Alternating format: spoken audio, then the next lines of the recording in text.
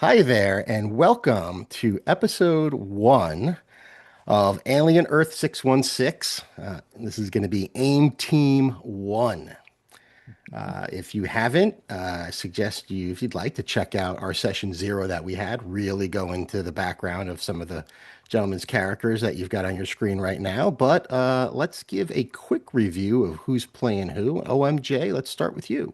Yeah, hi, I'm OMJ, and I will be playing Carter Moreau, call sign Mother Hen, who is an AIM medic. Should probably get a lot of work because of that.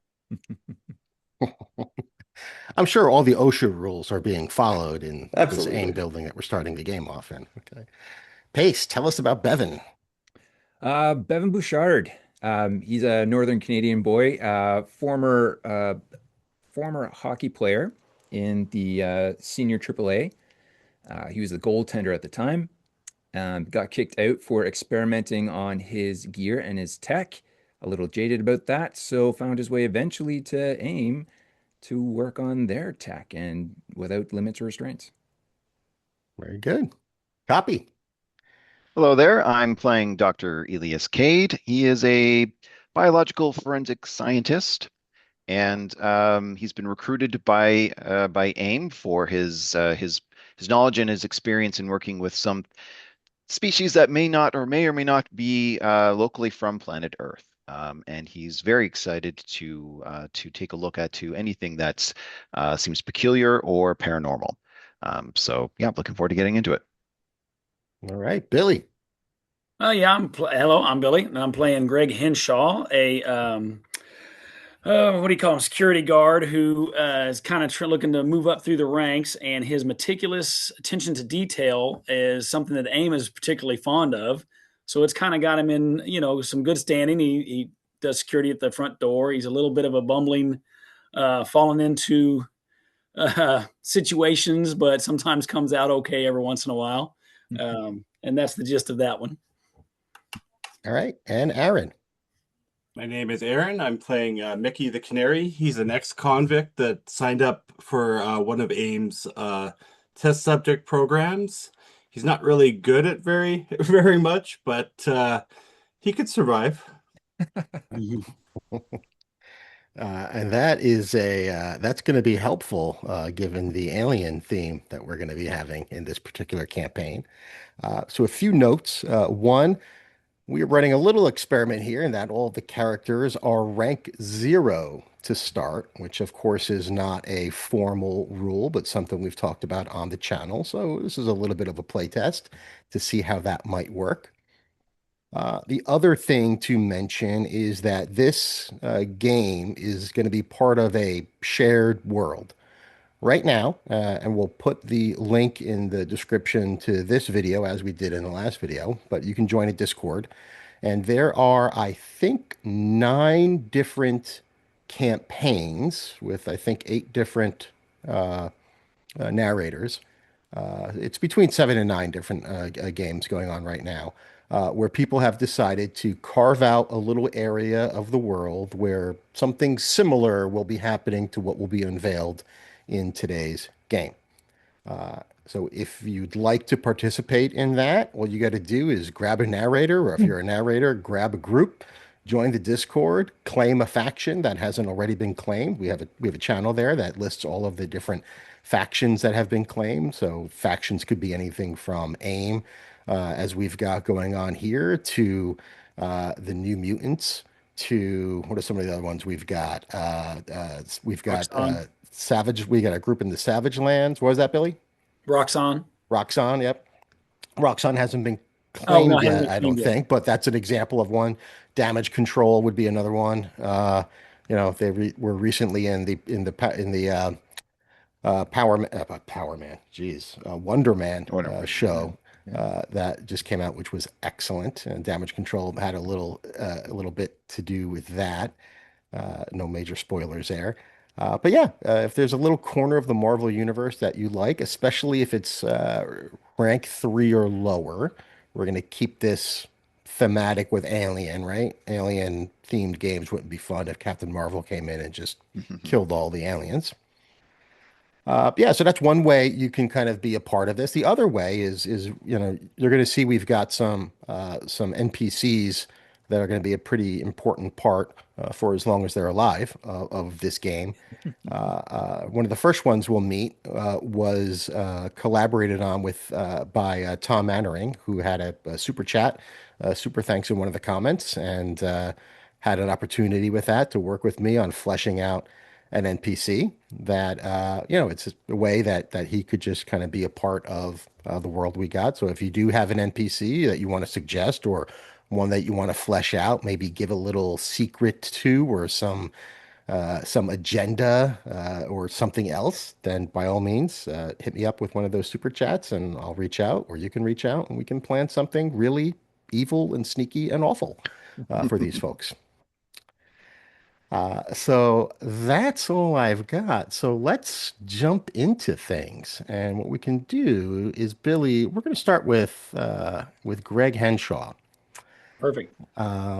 We'll say it's February 1st, the day we are recording this, and pretty cold in New York City. And you are at the front desk of the AIM headquarters. We've talked about a little bit about the headquarters we've got. We've got some sort of legitimate floors of the building, and then we've got some secret stuff going on down below. And you're working the front desk as you often do. And a lot of times when you're working the front desk, you don't have a lot of leeway to get up and go. You don't really have a lunch break per se. But luckily, there's a particularly kind employee by the name of Sophie White, who happens to be the on-site therapist for AIM. And as she's done several times in the past, she will sit with you and kind of have some lunch, get your lunch. So there's Sophie's profile there. You might have seen this posted online, but this is an excerpt from a an employee newsletter that goes out by email once a month or something like that. So what's Henshaw having for lunch, do you think? Uh, Ham and cheese and ranch dressing sandwich, maybe some Twinkies. All right, you're really Yeah, making her Dr. go. All Pepper. right. Let's Dr. well, Pepper. all right. So it's something you brought from home Yeah, this rather time. than okay, cool. All right, yeah. So you get yeah, If she's gonna sit down with me, I'm there, right. which Okay, is great. rare. Yep, Which is yep. So rare. you got a bag lunch you brought in, and we'll say you see Sophie walking through the front doors. Of course, she knows you before she even thinks to go through the turnstile they got there. She badges in just like everyone else. There's a green light, bing, and she's able to walk through the. It's not a turnstile. It's a sort of an automatic, a couple of metal bars that open up, allowing her to walk through. And so there's like a little bit of a front desk area that you're sitting behind. Some of your responsibilities would be, of course, if somebody doesn't have a badge or they can't get in, you would stop. You would ask to see who they're visiting.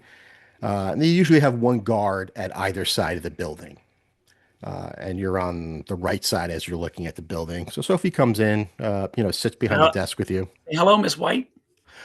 Oh, Greg, hey, how are you doing? What's going on? What's the hot goss?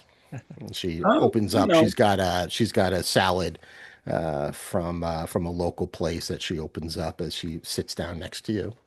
just a typical day in New York. Little chilly today. A little snow drifting in here. Nothing we can't handle around here. Just got to clean up in the front foyer and not letting anybody drag anything in past me. No dirt, no past front security office here. Yeah, so she'll laugh, and she'll talk to you. She'll ask, she starts off as she often does with just some small talk, and then she's the on-site therapist, so of course she'll sneak in some like, so how are you feeling? How's how have things been going? Uh, you know, at work. Going good so far. Going good. No major issues. As long as the paychecks keep rolling in, I keep putting food on the table. Good. No major issues at this point. Well, you're very highly regarded, I know, so I don't think that'll ever be a problem for you here. Oh, But shucks. I don't see how that's possible, but And he blushes. all right, just as she's about to uh go into another topic, you can see her kind of thinking of something to bring up.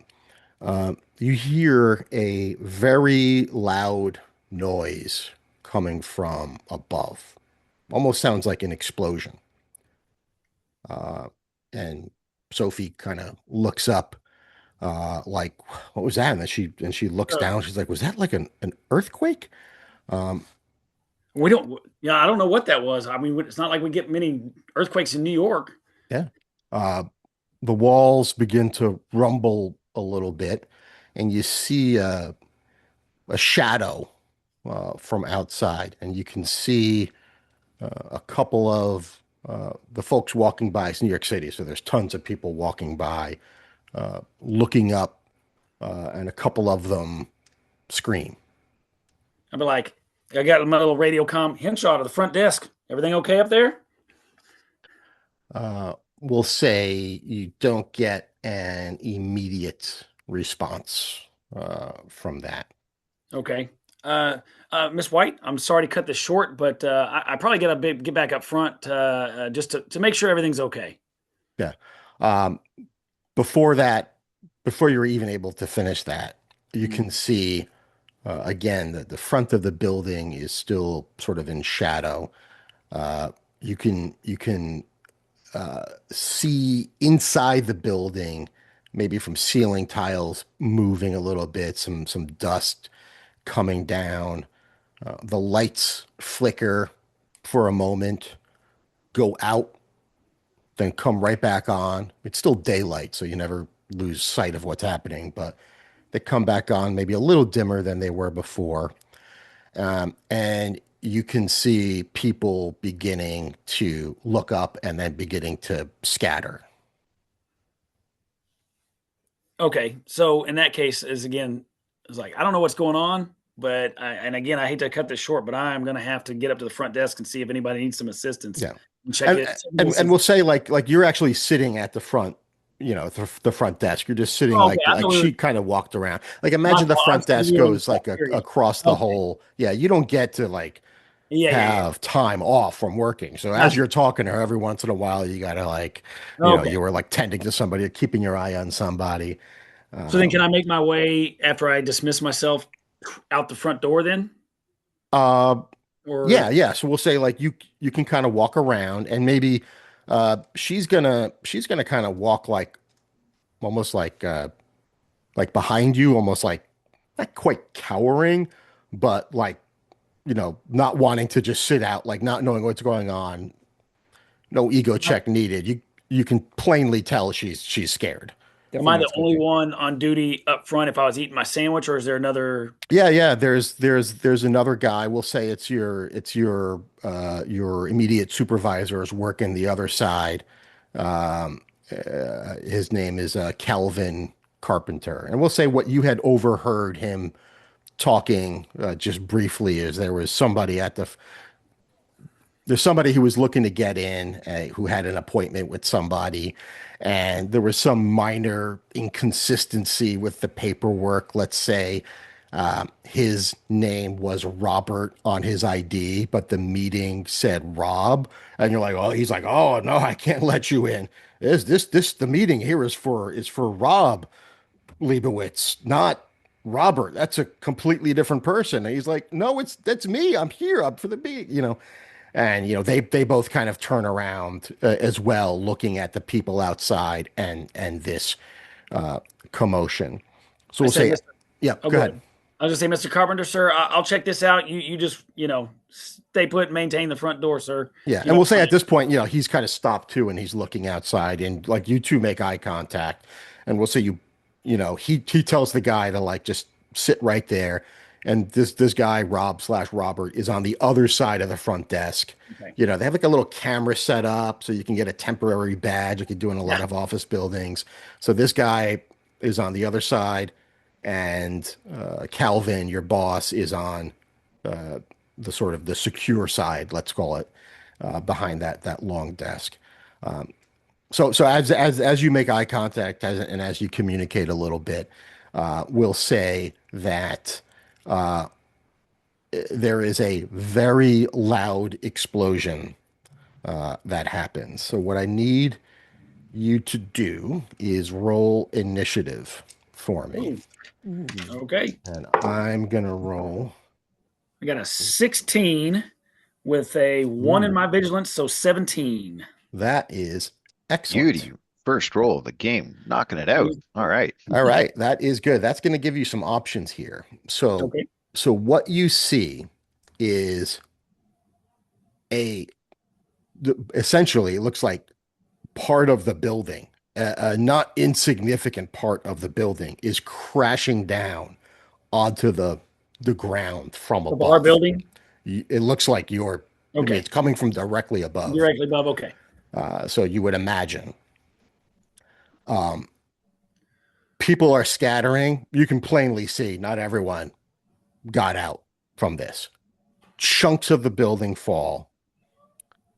The glass, which was bulletproof, nonetheless smashes. It does so it doesn't splinter into tiny little shards, but nonetheless, catapults towards you, along with dust, probably no small amount of asbestos, and quite a bit of blood just explodes and comes towards you. At this point, Sophie has moved next to you. Am I able Because to you shield had- her Yeah. somehow if I need to? Yeah. So if you want, you can use an interpose to Yes. get directly in front of her if you'd like. Yeah, natural instinct would be to shield her if she's close to me to try and take us. I mean, I don't know what's coming at me or how hard it's going Sure. to hit me, but I'm going to try and protect her. Okay. Give yourself a karma point for that right there. Well, thank you. And See, copy. That's how it's done. Um, More karma points. Take those. burn him. I'm not even sure how many health you have, so this could be a very short scene. Take 10 health because I rolled kind of good on that. I'm at 20. I had Oh, one you of the had 30. higher- Okay, good. Yeah. Okay, so we'll say Am I still on my feet? this blast would have taken Sophie out in one Okay. shot. And you can see, Rob/Robert, you can't even see him from where you are. So he must have fallen down, but Calvin is still kind of up but bloodied. Is everybody okay? Are we still standing? Like, even though I shielded her, we're still standing. That didn't knock us over. Yeah, you're still standing. We'll say it. There's there's a wall behind the desk, and there's just basically it's to prevent it. There are only two ways to get in. You've only got a couple of turnstiles on either side of the building. The desk, and behind the desk, there's this big wall, floor to ceiling, just so people can only go in through one of two areas, just in case anyone tried to jump over. Yeah, not that that's ever happened here, but you could more easily sort of defend, I guess, against that, prevent people from gaining access. Miss White, are you okay? Are you okay? We'll say you both get bounced up against that.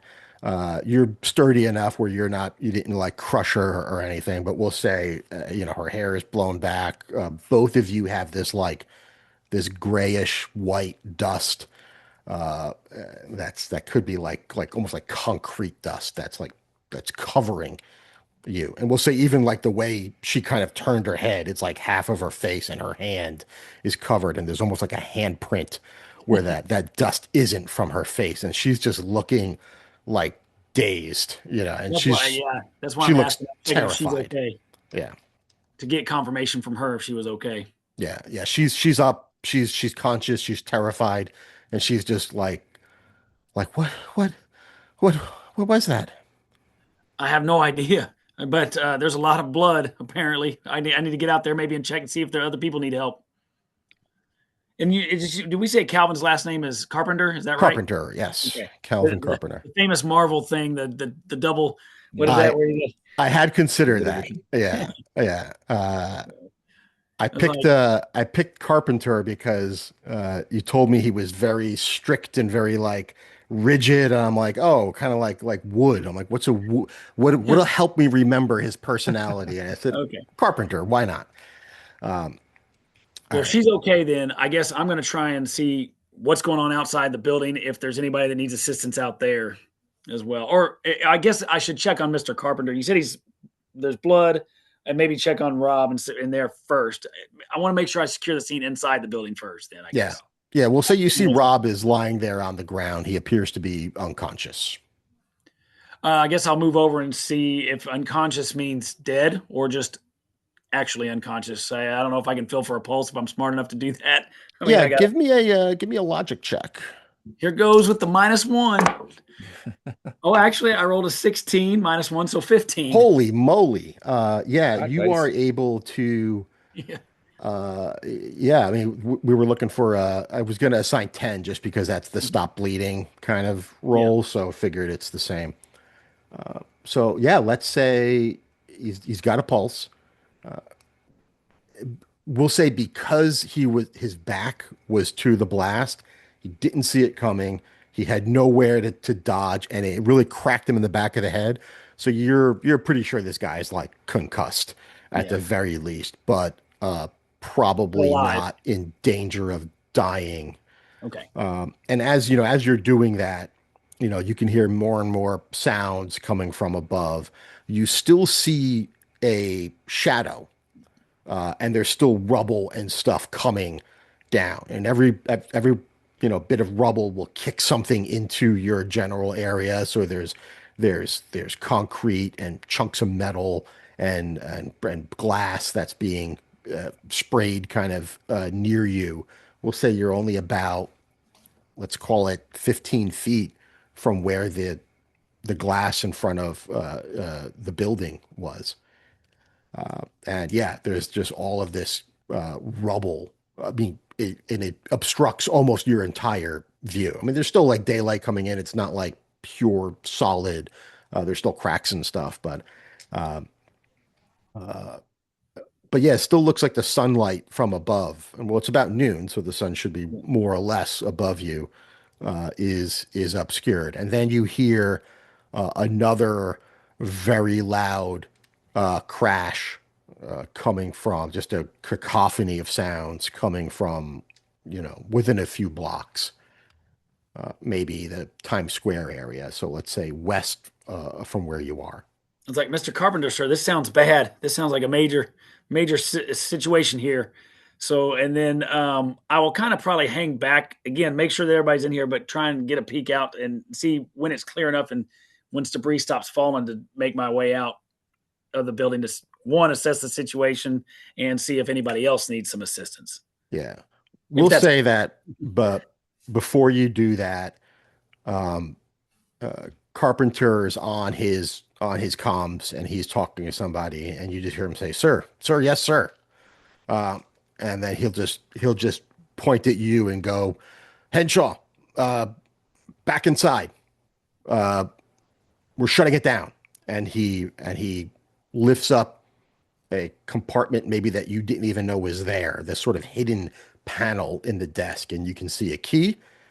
Actually, it wouldn't be a key. It would be a keypad of some kind, and he types in a code, and there's a button there, and he hits the button. I say, sir, yes, sir. I follow orders and I back away from the Yep. door. And as he hits the button, you see two. One, you hear a rumble coming from below, and then there are two barriers that come up from the ground right on the inside of where this glass had gotten blown out. We're on lockdown. Yep. One of the barriers manages to get all the way up into the ceiling, knocking some of the debris away. The other one, there's too much rubble there. I mean, there's rebar and massive amounts of concrete, nothing that any normal person could possibly move, even with, handheld tools of some kind, levers and crowbars and whatnot. And it just gets stuck like halfway. And Carpenter goes, "Shit, come on, well, let's go." And then he he begins running towards the back. Go deeper in, like actually go into the building. Yeah, to actually Okay. kind of go into the building. And you can see at this point, there's normally what happens in a situation like this or in a fire, all of the elevators will come down to the first floor. That's standard because if they are working and there is a need for emergency services, they need to have access to those elevators if they have to get somewhere and quickly. So all of the elevators have come down, and you can actually not all of them. Some of them have come down. Okay. Some of them you can see the lights aren't even on in those particular elevator bays. So yeah, so Sophie probably needs a hand, so you can kind of like just kind of hustle All her. right. Yeah, Like, and Carpenter just goes towards the back, and you make your way. You know, let's say in buildings like this, there's different elevator bays. So if you want to go to the first to the 10th floor, it's elevator bay A, yeah. 11th to the 20th. And they're all labeled. Let's say there's 50-ish floors to this building, but there's a couple elevators that are are are labeled are not labeled, and those are to go down, and they're a little bit secluded. So he goes down there, and he's talking. He's still talking to somebody on the phone or on his earpiece. And he goes, "Sir, yes, sir." But okay, nope, it's understood. Yep, level 3. I've got it. And then you get to the elevator, and it's just you, Sophie, and him. And he gets to the elevator, and he says, "Sorry, you can't come. It's level 3. You don't have access." What's level? What level 3? What? Why don't I have access? You're just gonna leave me here? And Sophie's like saying the same thing, except she's saying it with like a little more flavor. You're like, what the fuck do you mean? Level 3? It's like, and then I mean, and you've heard his tone before. You've heard Calvin's tone, and he's like, per section 4.B.3C in the security handbook, no person can be allowed into restricted area without official sign off from the director of security. And right now, I do not have that. So I'm sorry, but you'll have to stay here. And then as he says that, there's like another explosion, and this time you can see like light, like you can see the explosion Holy cow! I was like, happening.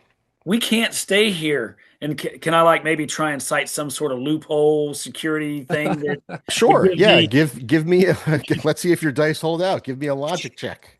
That's what I was afraid of. And I'm going to do one for Sophie as well. Oh, okay. I got a Marvel, Oh, okay. Nice. but hold Nice. on. But the other two dice are 1 and 2. That's nice. That's So an 8 Karma. total. so 8 total, yes, with a Marvel. All right, so let's think about what a fantastic failure Uh, might look like. so I'm And spouting maybe off some it's sort of alternate code. Karma. well, let's Oh, see. I'll give you the opportunity to go back, but let's see. Let's get a suggestion from you. oh Let's say man. you're racking your brain and you can't think of a sort of anything written in the handbook that would get around this. The handbook is pretty tight. The security handbook is pretty Yeah. tight. Oh man, I don't know. Like maybe there's some other alternate area that we can go to, that's a safe spot that maybe we don't have clearance to, but it's still okay. I don't know if that jives well with the story. I'm not sure. Yeah, we'll say this is the only elevator that can take you down, and he preemptively cuts off any sort of logical uh, loophole here. And then he'll say, and finally, as you know, the interpretation of these laws is up to the senior person in any given situation. And there's no way around it. That's me. Ah, man. So you're just gonna leave us here to die, possibly? That's. Oh man, that just doesn't seem very very fair. We got Miss Sophie here to Miss White to that I got we got to try and take care of her. And you hear Sophie's talking to her boss, got her cell phone out, uh, and um, and she's just sort of like, yes, yes, no, that's what he's saying. Yes, I'll put you on speakerphone. All right, Calvin, HR wants to talk to you,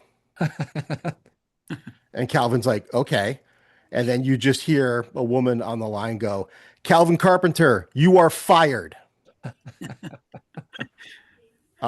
And then she says, Greg Henshaw, I do believe that makes you the senior security person in the situation. Is that correct? Is there any other is there Nice. any other security people near you?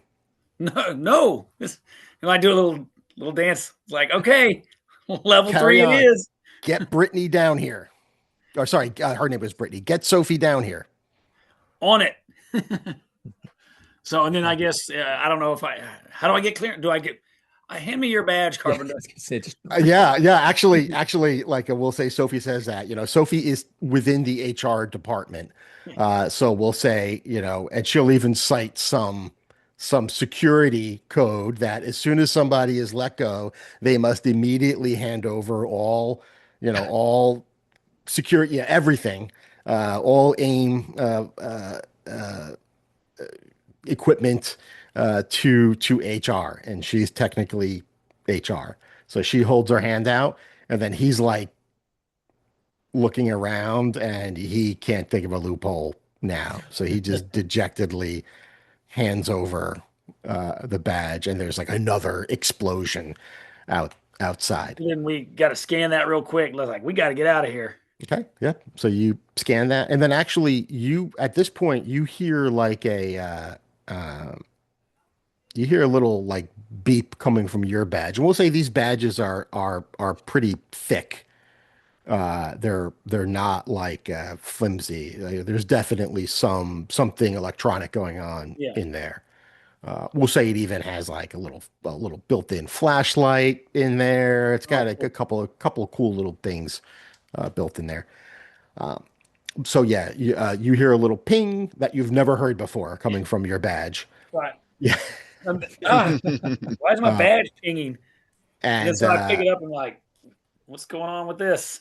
we'll say that you had a certain color, like it had like a little bit of color whenever it's got like two-factor authentication on it. You have to type in a little numerical sequence to get it to activate in some situations. Like once a day, you have to do it, and when it does that, it glows a certain color, a certain shade of yellow. Let's say, so you had like a pale yellow. Now you're like canary yellow. Oh, moving up. Yeah. Okay. All right. So yeah. So you can get in the elevator. Sophie, follows in right behind you. Uh, what do you want to do with Carpenter? Technically, according to the rules, he's Let's say not since allowed he's in here. fired and he doesn't have clearance. See ya. And we shut the door in front Doors behind us. close behind him, and we'll say Hey, yeah, follow the rules, man. you hear more explosions happening as the elevator goes down. And I'm like, thank you for pulling some strings. Um, Okay, so we'll pause there and let's shift the spotlight over to Moreau and Mickey. So Moreau, Dr. Moreau, right? I don't Or just a believe they're a nurse? doctor. Yeah, just kind of a Nurse, like a yeah, registered RN. Okay. yeah. So Moreau Carter and Mickey are in the infirmary on the first subfloor. So we talked a little bit about the levels of security here. And sometimes if there is an experiment and Mickey is basically a lab rat, and sometimes the experiments that are done to him are not necessarily things that you would want people to know about. So therefore, they happen on a lower level, and there's a special infirmary there just to handle things like that. Sometimes the infirmary serves as more as a morgue than an infirmary. But today, because Mickey is there, we have Moreau who is working on him yet again. Do you guys have any suggestions or ideas of what type of experiment Mickey might have just been subjected to, or what kind of wounds he might have? I'm open here. Nothing crazy. I just had the idea of him having a new rash or something, but if anybody has anything that, if for anything more extreme. I don't have anything. I think a rash is pretty great. Yeah. So Okay. we can definitely roll with that. And I'm let's say thinking this that rash keeps moving. It's you apply some topical ointment to him, and then the rash moved away from it. Yeah, and I'm like hands just covered in ointment at this point, trying to kind of like just follow this thing. And I almost feel like I'm giving Mickey a massage at this point. And I'm like just like trying to chase this thing. And I'm like, I, I don't know, Big Bird. I don't know what they've done to you this time, but your rash is moving, my dude. Like, I don't what did they do? What was this? That that's not normal, right? I definitely not. I mean, maybe you've seen it before. But no, no, in all my years patching people up, I've never seen a rash with a life of its own. Yeah, so as you're I, doing that, and we'll say you're in a private room. Imagine this infirmary has several private rooms. You've got like, the privacy curtains that you've got pulled back. Um, maybe maybe one other uh, nurse in here that's with another individual, maybe who hasn't successfully survived their experiment. So they're closed up there um, with a body, maybe just preparing it or inspecting it, something like that. And then as this conversation is going on, you hear something similar to what Henshaw heard above. There is a rumble that you can feel, even though you're underground. Ceiling tiles move, dust comes down, a picture falls off the wall. Maybe this serves as like an office for you. So maybe you have like your nursing school certificate up on the wall that falls down to the ground. The glass crashes. Lights dim and then come back on, not quite as bright as before.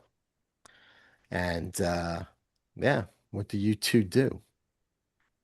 Gonna take in the scene a little bit and be like, oh, what the hell? Just another day at AIM. is it the mole man again, or are they trying to drill into the building? I, I don't know. I mean, it's probably some pissed off something or other. It always is. Listen, I can cut this rash out if you want, and we can get this patched up quickly and see what that is. But otherwise, you might have to just roll with it. Well, it's Is that not life-threatening, right? I, Right? theoretically, yes. Okay. Okay. Let's just bandage it up and let's go check it out. All right. Great. I And trust then you. I'm just gonna like reach into my pocket and just like slap a lollipop into Mickey's hand as like that's just something I do with him specifically. It's just kind of like here's a treat. He just And pops then it in his mouth happily. and then yeah, we're kind of now on alert a little bit. Like, all right, yeah, what new hell has AIM brought to the doorstep? yeah. And we'll say, just as a lollipop exchanges hands, you hear another rumble. This starts off uh, fairly close to you. It was like you can feel it not coming from above, but almost coming from one of the walls. Uh, and then you hear this rumble, and the rumble moves upward. And then you hear a ka-chunk as something like you metal on metal locking into place. Uh, it almost sounds like a Foley artist, like doing a jail door slamming shut very loud and echoing, even though you've got this wall and then a ceiling and a wall separating you from the sound. And then you can feel a little bit of the sensation of something locking into place. Yeah, I'm now at a little bit more of a higher alert, and I might put myself. Mickey doesn't need it, but I'm going to put myself kind of between the wall, him, and the other nurse that was in the room, and half jokingly, because that's how I deal with stress, be like, "They're coming out of the walls, man." Yeah, so we'll say for you guys, a little bit more time passes, but then it's not long before you um, you hear some activity in the hallway, and we'll say the other nurse that had been with just the corpse had come out at this point, probably checked in with you, and then uh, uh, he goes out into the hallway and then calls to you and says, we've got injured coming." We'll be right there. Hey, Mickey, you want to give us a hand if you can? It won't be Oh, anything of too course. complicated. So I'll follow. Yeah. Yeah. So it's not before long. You have a couple people come in, uh, bloodied up a little bit. Some of them not too bad. Some of them wearing full aim outfits at this point. Uh, uh, One of them has got the helmet off just because they're bleeding from the side of the head and somebody's got some pressure on it. We'll say it's about three or so injured people at this point. One of them you recognize, and it is Sergeant. At least you call him Sergeant. Of course, he doesn't have Moreau. He doesn't have an official. He doesn't have that official rank now that he's in AIM. But one Sergeant Nate Weathers, who you used to work with back when you were a combat medic. The two of you had joined AIM. He is a field agent, uh, one of the agents that you guys are sort of all in training to eventually become after, you know, knowing you guys probably at least 6 months, maybe to a year of additional training before they sort of trust you. But this is a guy that has seen a lot of action before, and he's coming in and he's clutching his chest as he's limping in. Yeah, and I would probably just like make my way as quickly as possible, or to him, kind of slide myself onto one arm and be like, Mhm. "Mickey, come on, get the other side," and then we're gonna just try and carry him over to a place where we can lay him down flat, Okay. and I'll just be like, "One hell of a day at the office, eh, Sarge?" Yeah, you ain't kidding. And he's a beefy guy. Um, we'll say he's about 6'2", 6'3", broad-shouldered. How old is Moreau, do you think? Probably like 30 something, early 30s. Okay, so we'll say this guy, same-ish age, maybe around 35, black man, high and tight, haircut, very, very military bearing. Um, and yeah, he doesn't look he's not bleeding, but he is kind of clutching his chest, but he's a 35-year-old guy in top form, but he's almost looking like he's oh, it's the big one because he's clutching his chest. Uh, So Mickey has the other side, but but Moreau is probably holding him up, and then the other side is leaning because Mickey's about 5'8" and 135 pounds. But he's doing his best. All right. And we'll say Weathers is talking, but you realize he's not talking to you. He's talking into a comm device, and um, he's trying to get an update. He's like, "Ah, come again, come again. No, I don't know what they were. I I didn't actually see them. I just something came out and shot me. No, I'm not bleeding. And I would He's just interrupt and be like, Sarge, with me. I need you with me. I need to know what the hell's wrong with you, my dude. Uh, what's going on? Can you tell me what's going on? Not with everything else, but what's up with you? What needs attention? Yeah, he'll say he reported um up to the front. There's like a side entrance to the building. That's a secure entrance, not a public one. And you know, he that's where he was stationed, and he went outside to take a look, and he saw, you know, the same thing, some sort of shadow from above. Looked up, didn't see anything. Um, uh, all this rubble falling down from the building, like something struck the building. And then he spent a little time after he thought things were secure to kind of go outside. He was out there for a little while, you know, some minutes. Some minutes had passed. He had kind of tried to go out to the front, and then you know, after a couple of minutes of exploration, uh, he started hearing screaming from other people that were in the area, and started hearing the sound of, he didn't call it gunfire, but he said like almost like laser fire. And then something shot him. He saw the bolt, but he couldn't see like where it came from. And and it just shocked his system. And then he came, you know, back inside, and you know, made sure everything was secure. Fell down, somebody picked him up, dragged him here. And we'll say that's all he manages to get out before he just passes out. His head lolls over onto Mickey's side, and Mickey, you can see his earpiece just falls out onto the ground, and you can still hear like a squeal maybe when it hits the ground, like high pitched squeal when it hits the ground, but you can still hear like some faint sound coming from it. Okay. I'm actually gonna grab the earpiece and put it in. Okay. Yep, you can hear two things. Well, I mean, one, you hear just a lot of people like shouting and screaming.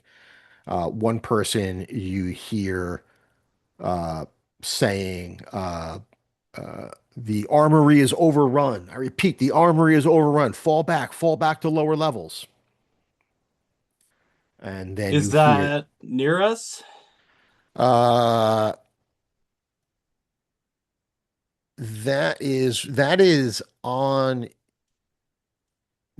your floor. It's on the other side of the building, but that's on your floor. So right now we'll say, um, oh no, it's one floor below you. Sorry, you're on subfloor one. It's on subfloor two. The armory is subfloor two. Okay, so I will pass that information on to Moreau. Okay. And then you hear um, somebody else saying like, you know, check in at the front. And so, you know, we're not getting any any info from the front.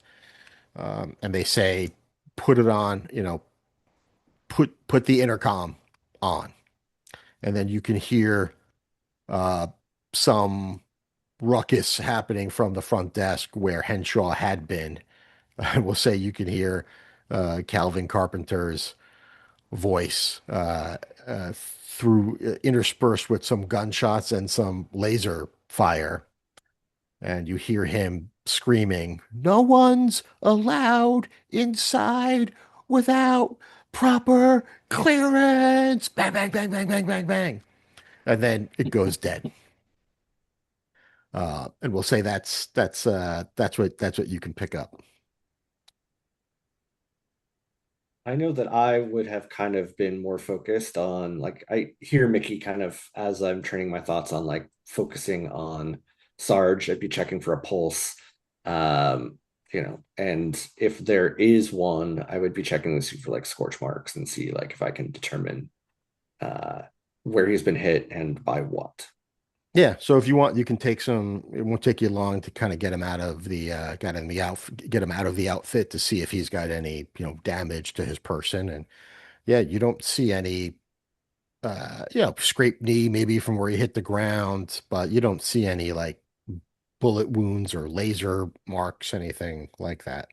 Okay, and there's still a pulse, Still a still with pulse. us. Okay. Yep. We'll say it's irregular. It's accelerated, and maybe yeah, just a little irregular.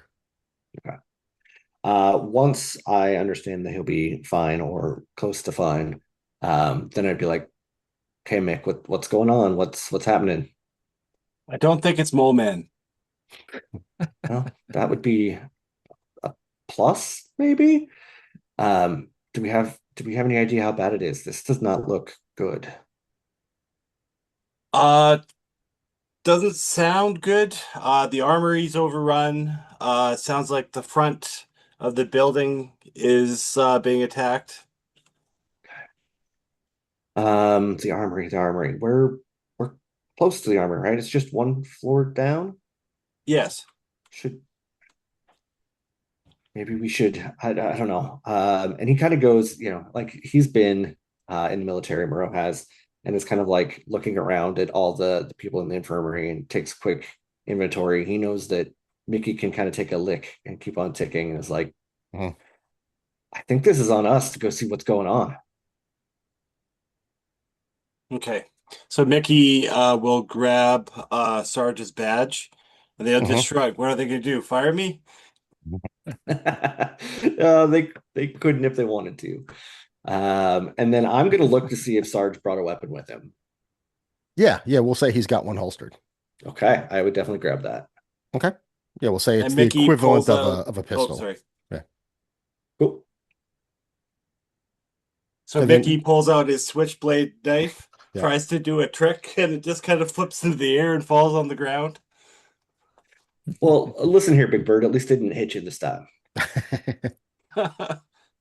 And don't know how many times I've got it right in the foot. we'll say at this point from the comm that we'll say Mickey still has in his ear, you hear a new voice go out saying, yeah, we're going to need all field agents and field agents trainees to report to the motor pool. I repeat, we're going to need all field agents and field agent trainees to get to the motor pool right now. Um, and then everyone, well, not everyone, but everyone here, all the PCs, all the heroes hear a similar ping as their security clearance has been upgraded to allow access to sub-level 3. Uh, let's pause there and let's go to Dr. Elias, Elias Cade and Bevan Bouchard. All right. And you guys are in sublevel 2, which is a little out of the ordinary, but there's something special happening right now. And you are probably directly below where the last scene took place. And you are in one of these infirmary slash morgues as well, but this is the more secure one. And on the table in front of you is a reaver.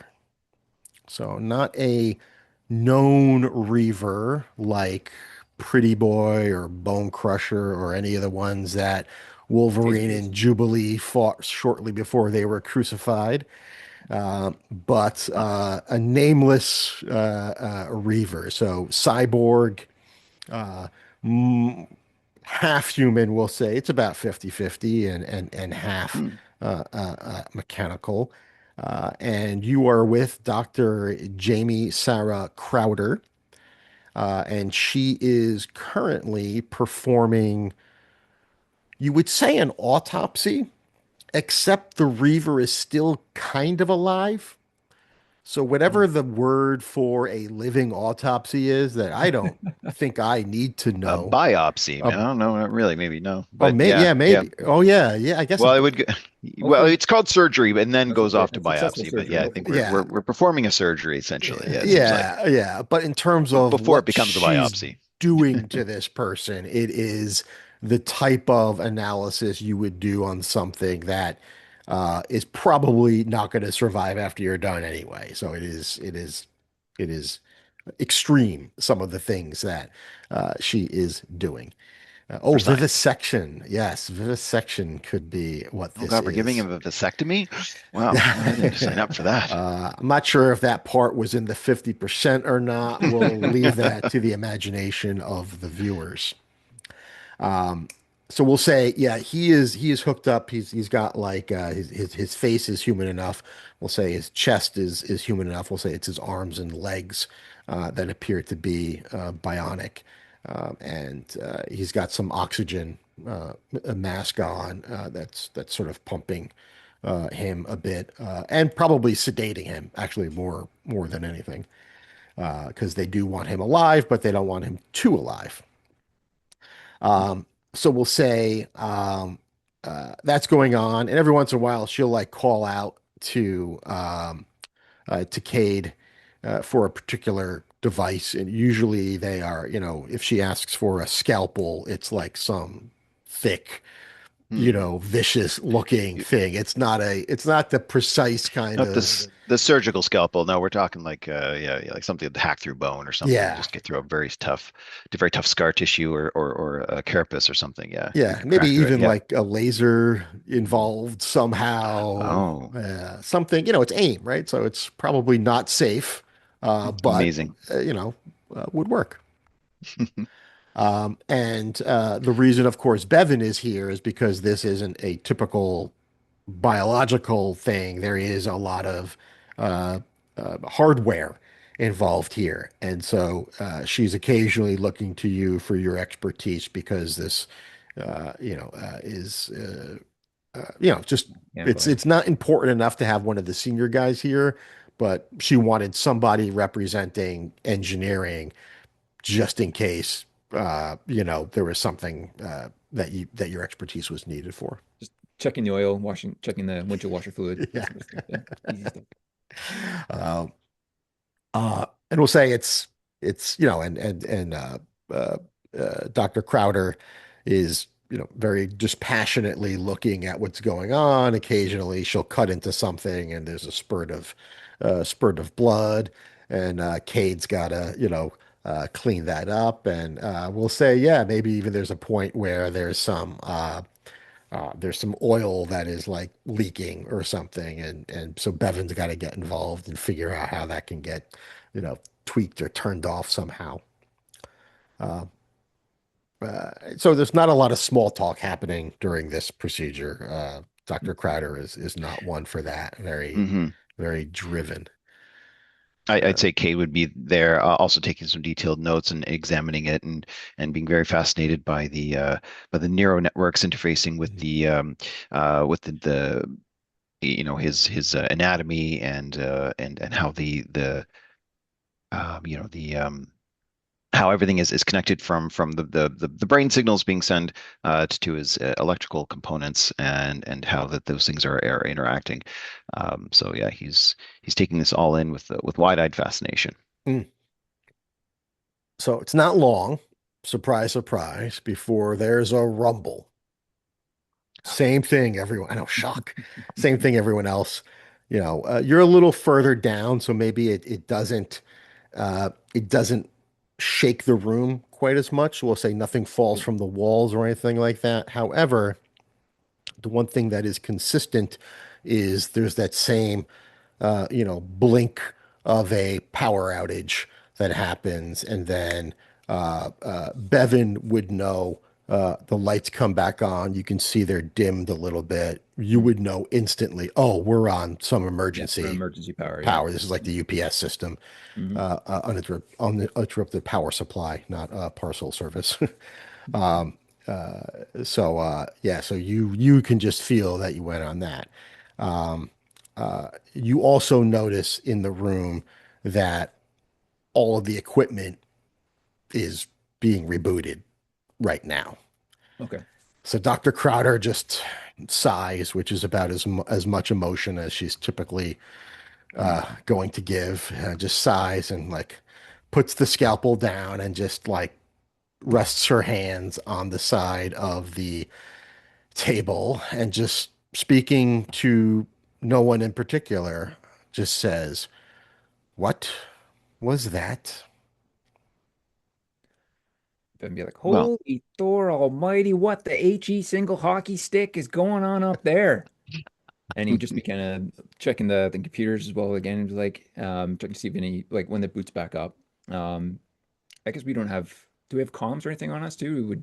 Could we like would we be able to call into somebody or Um, let's say on the second floor. Yeah, if you've got second floor clearance, you probably got comms. Yeah. someone want to be like checking in with some other guys in the engineering Yeah. department or something like that, or see if I had some connection to my team back in engineering, see if they, if we'd hit something or blown something up or knocked the power generator or sucked too much power on one of our experiments again or something like that, and we caused the lights to Yeah. dim or So let's say there's a just when lot you of think it's our chatter fault. you Yeah. hear, a lot of defensive chatter. It wasn't me this time. Exactly. What do you think it was Jones? It wasn't me. I swear. I'm on my break. So there's a lot of confusion, we'll say. And then after the same amount of time has passed with everyone else, you hear that second rumble, which of course we now know is the security barrier kind of going up. You hear that rumble. And we'll say you would know, Yeah, just this based on what that sound was. Oh, that's what that is. this is serious, boys. It's game time now. Put your game faces on. Get your helmets back on. Put your buckets on. Your buckets. I guess we have our buckets still so on. We have our helmets still on, right? So we're yeah. Yeah, yeah, I would say you still Let's have your, yeah, I would say definitely. Yeah. tighten up the buckets, boys. And we'll say it even has like some magnification built in to that. Oh, So cool. it has Magnification. a benefit Mhm. that if you're doing surgery like this, you definitely Hey, want to be having those on. Yeah. And just for the safety reasons. right, and the spray of blood occasionally Yeah. happens. Yeah. Yeah. Or Um, oil in this I, case, too. I might turn to Dr. Chowder, um, Crowder. Dr. Cower.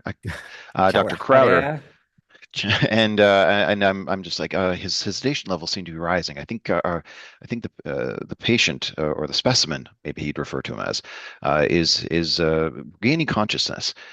Should I replace the spleen? We'll say before she gets back to you, and that was very prescient because just as she's about to react to you, the body's hand moves and grabs Dr. Crowder. Let's roll initiative. All right. Ooh, Gonna add subtract a one to this one. So let's see what we get. yeah. No, I get to add a +1.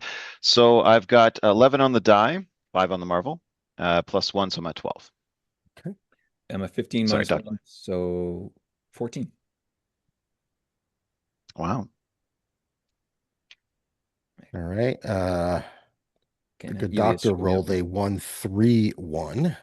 So that's not good.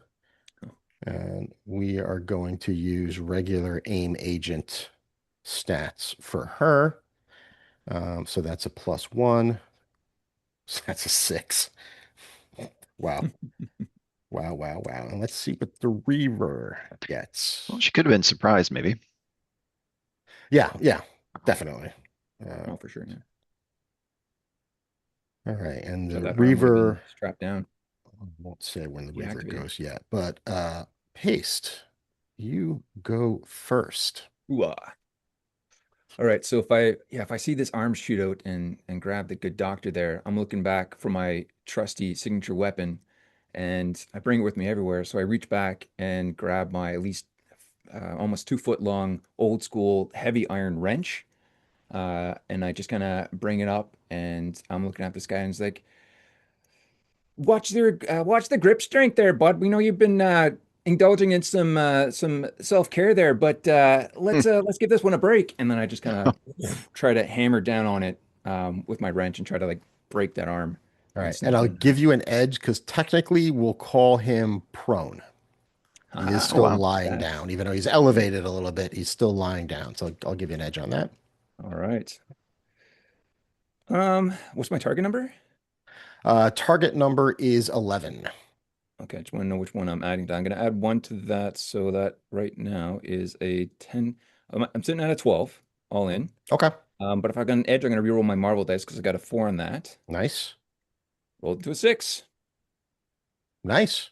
So I guess 6 times 1 would be my modifier for Yep. that. Plus 1 is what we all know.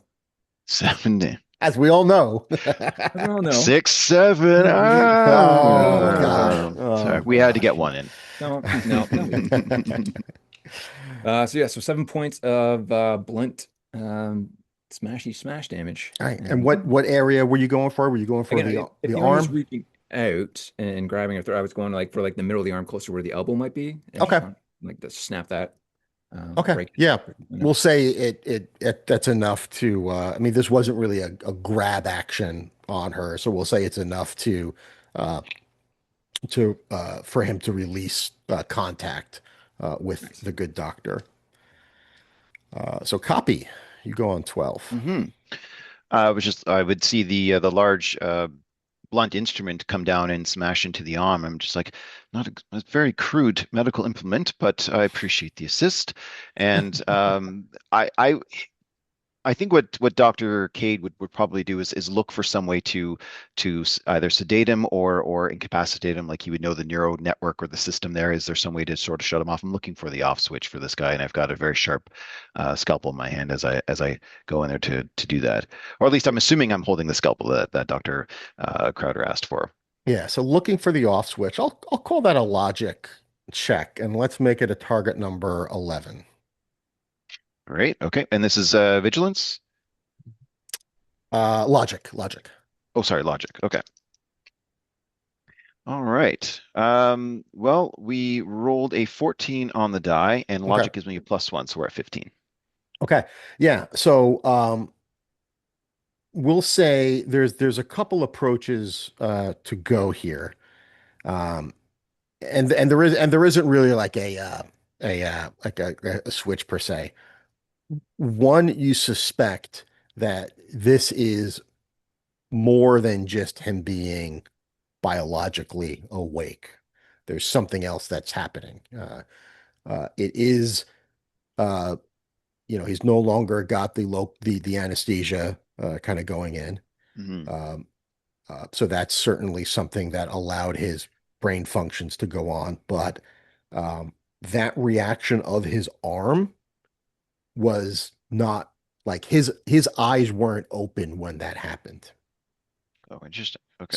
So you get the sense this is Involuntary. something mechanical that's going on. So So it was a mechanical reaction as opposed to a nervous system or twitch or or a something. blending of the two. And maybe that's the Mm. thing that you're not sure about. Like it isn't, if it was one or the other, you could figure out, but it's like almost like they're leaning on each other a little bit, Hmm. which is Fascinating. fascinating for like future research. And it starts you thinking about if we could connect people to like certain of our other technologies like this, they maybe wouldn't go unconscious. Like this is Amazing. Yeah. We amazing. could Yeah. work with our sleeping. This is fantastic. We can match scientific Think of research the we can abuse. conduct. This is Yeah, so great. so nothing you could immediately work with, but something you can definitely file away for the future. Okay. So going back to the sedation option, or is there anything that we're working on that we can just sort of pump in the anesthesia, or I don't feel that that's going to have any effect on this guy at this Yeah, stage. yeah, you would know. So this is what I'll give you. You would know that using the anesthesia at this point probably would not be an immediate solve. Like you were thinking, oh, if I could grab the mask and put it on him, and based on that logic check, you would know that's a failure. Like Okay. that would not work or not work quickly. Okay. And also knowing working on the specimen that we'll call him, or do we have him with the electronical components? Do we have him plugged into anything that we have in our systems? No, which tells you there might be some sort of internal power Mm, source. yes. Oh, intriguing. Um, okay. So is that my When are you gonna my start action? hitting? Yeah. So, yeah, I mean, I appreciate the specimen. I appreciate what it is. I don't want to destroy it. I want to keep this thing alive as much as I can, but I did want to try to sedate it again. But seeing how effective the blood instrument attack from our friend Bevan? Haste is Bevan, um, and I might also try to copy that move and see if there's any instrument that I have there to try to knock him in the neural network, also known as the head or the brain. Yeah, the scalpel is right there that the doctor put down. And there's probably other things you could grab Hmm. on a tray that I'll you probably would that's try to right grab by you. the tray itself or whatever it is I can, and just sort of do a blunt force trauma to the brain. He said, crude but effective, and Yeah. try to knock If him you want, out there's if possible. like let's say there's like a small little hammer there, like maybe Oh, used of for course, like yes. breaking bone or something like that. Perfect. Yeah, the bone. Yeah, Yeah. Mini actually, yeah. Mjolnir. Yeah. Yeah, so you Let's could see if grab that and let's see if I'm worthy enough. Okay, let's swing let's mini millimeter. say Hit him, yeah, uh or I'm gonna bit say painful. it's like kind of an improvised weapon because it's kind of got a small handle used for precise work, but it'll balance out the edge from him being prone. So you could just do a straight roll, Okay, and this is a melee melee roll. Yeah. against a prone. Is that an automatic hit if he's prone? No, that's paralyzed. Paralyzed, right? Got it. Yeah, it's Thank an you. edge. Yeah, just get the Okay, hit. not great. Okay, we've got 12. That's a 6 on the Marvel. Oh, But I am a minus. I believe I'm still a -1 for melee, if I recall my stats correctly. So that'll give us 11. 11 is just enough to hit. Right? A 6 on the Marvel. Sorry, 6 on the Marvel die. Okay. So that's 6 minus, so that's 5. Right. All right. 5 damage. Okay. Now, the Reaver is going to go. The Reaver is going to spin, actually kind of stand up almost like Dracula, his body kind of comes up. You hear a grinding of gears as he turns to the side and gets off this bed that he was on. It's not a bed, like this platform that he was kind of on. Um, so he'll use a movement for that. Um, he will kind of like look around, his eyes finally open, groggily. You can tell he's not really quite there. And he's going to, the person who is closest to him is the doctor. So he's here, let's roll 1d6. There's a much greater chance he's going to go for the doctor, but we'll say on a one. Actually, let's have OMJ. You got no, you don't have a dice. Who's got a physical dice? Billy. If you've got a 1d6 on a one, Oh, it's Bevan. On a two, it's Cade, and otherwise it's the doctor. Okay, okay, ready? Mhm. We got a 5. All right, it is the doctor. Oh, okay. So that is going to be a hit. Um, Not a great roll as far as the Marvel goes. And this is not without a weapon. So only 4 points of damage sorry, on her. Fuzzy, if I could Yeah, would I be able to do a reaction to kind of like sure. Maybe. interpose to try to get in front of that hit? You Am I could close you could to her? absolutely do that. Yeah. I was gonna say as kind of as a more of a reflex as a Hmm. goalkeeper back in my old days, I just naturally try to get it in front of this thing, Yeah. especially to protect the dog. I don't even really realizing I'm doing it until I'm in front of it, and Right. just take the hit for if that's Okay. It was a target that'll number work. 13, so that'll hit pretty much Okay, anyone. yeah. So yeah, take the 4 points, and we'll say the doctor takes a step back. Um, obviously you've all got your helmets on, um, but you almost perceive a slight nod which is a remarkable display of emotion Wow. from the doctor. Mhm. And she does take a couple of steps back, and you can see her, uh, uh, just looking around for something. But she does go next, and she will take a step off to the side, kind of getting actually she's got enough movement. She's gonna walk around to the head of the table where this guy was lying to get a clean shot at him. She's gonna take out her gun, which just does an energy burst as it is right on the aim agent. Here, I'll just might as well just share this right now so you guys can see. So these are the stats we're going to use for her. So yeah, let's just do an agility attack here. Um, Hate to be that guy, but if he's prone, he's no longer prone, right? He he's no stood up. longer prone, No, right? he Okay, stood up. He perfect. stood up. Yeah, then let's perforate him. That sounds good. Give him some extra breathing Ooh, rolls. wow, good roll. Nice roll. And Whoa, whoa, whoa. with a 6 on the damage. Yeah, and she's got accuracy. So, uh, yeah, wow. So she just very calmly, points this thing right at what would be the back of his head and puts it like right right where the medulla oblongata is. And we'll say the head actually falls down for a little bit. The body still remains up and Oh, the hands are grasping and the legs are still solid, but like he's almost like half knocked out at this point, yet the oh body yeah. is still up and going. Wow, so that was as much damage as the other two guys did together.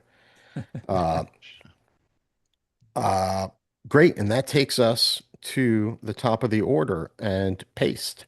Oh, and actually the other thing she'll do is she'll start screaming into her comms. Not screaming. She would never do that. She starts calmly reporting that there is an incident in the second subfloor infirmary, and to please send security as quickly as possible. She does not hear a response. So we go back to Bevan Bouchard, the wrencher. All right. Yeah, so if this guy's still operable and still functioning even without his head, I guess his head is did it come off or is it lulled? Oh, it's just kind of like lolling down a little bit. And Okay. we'll say one eye is open. Well, and we'll say there's one eye that you can see now has got a little bit of a metallic reflection in it, and that's Okay. the eye that's open. The other one is drooping down. He's got a whole Cash Patel look going on right now. Oh, oh dear. Right. Evan be like, all right, lad, that was sorry. All right, that all right, that was quite the slap shot there, bud. But how about a little poke check of my own? So he'll take his wrench again and just kind of go for that head and just kind of like do a little high sticking motion there and just try to hit him Nice. right in that eye there. All right. Be another Target miss. number is 11. Okay. Oh, did not roll amazing there. Shoot, I don't think I hit it. I am at a 9 right now. 4 on the Marvel dice, but a 3 and 1 on the other ones.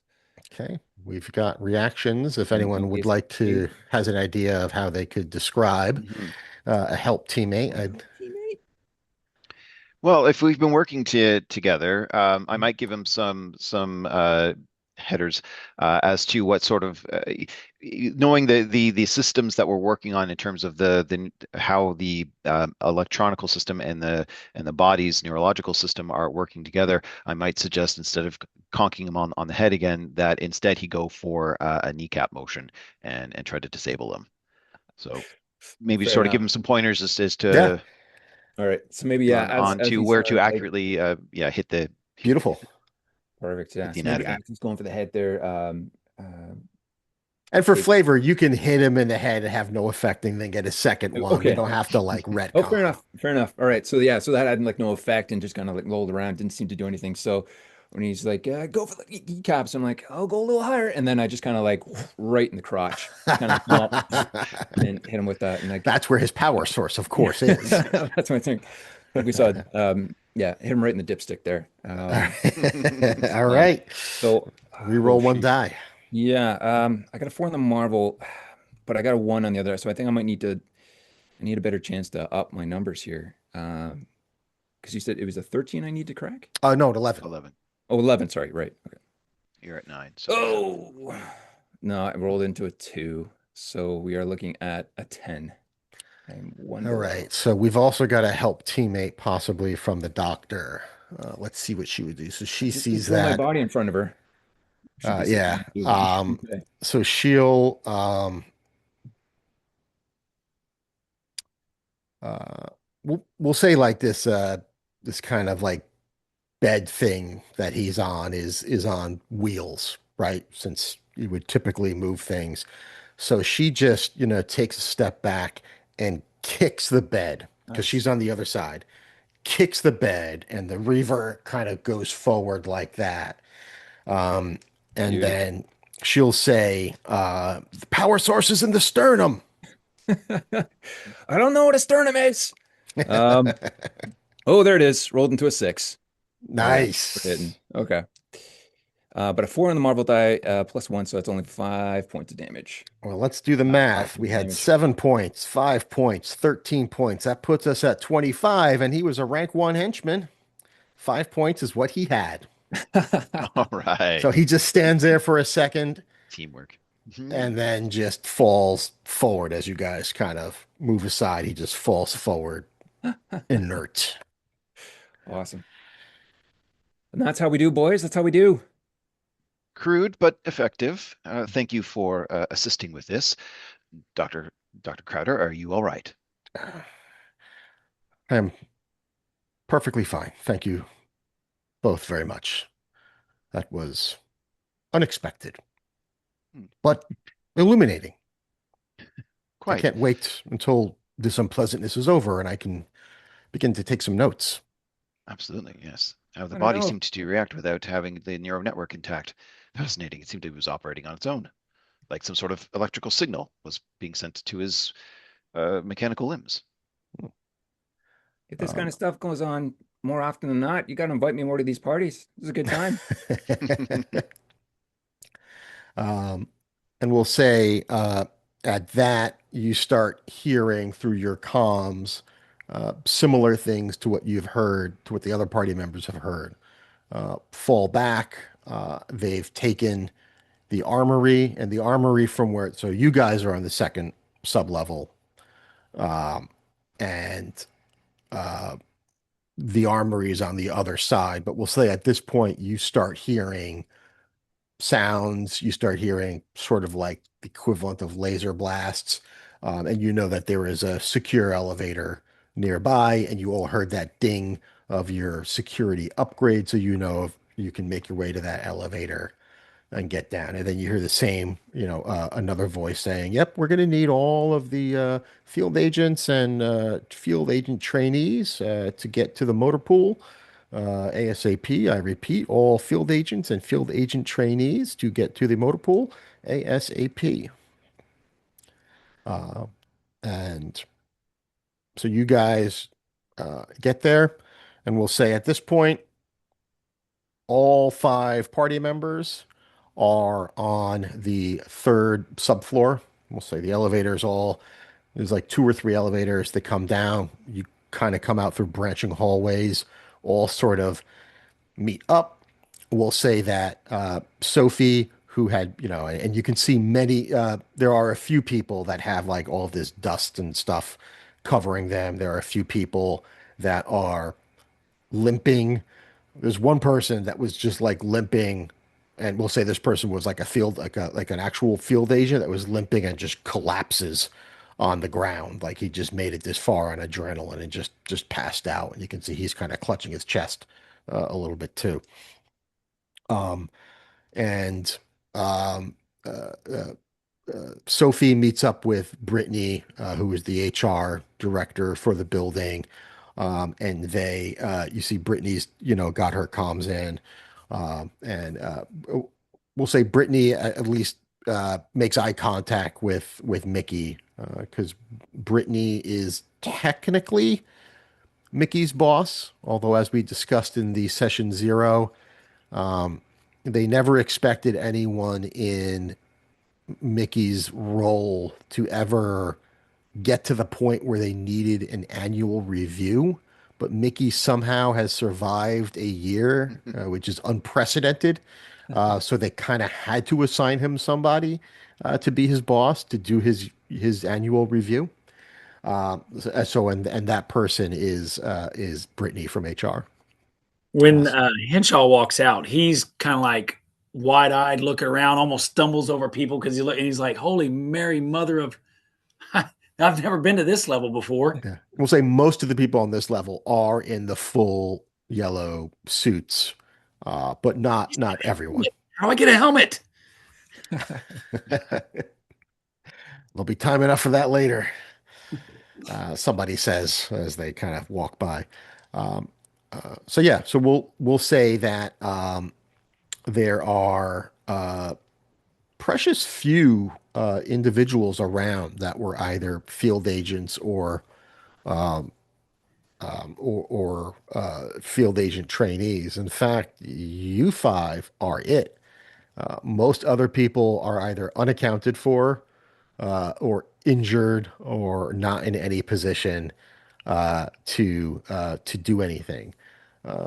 So the person in front of you is wearing a yellow suit with the helmet.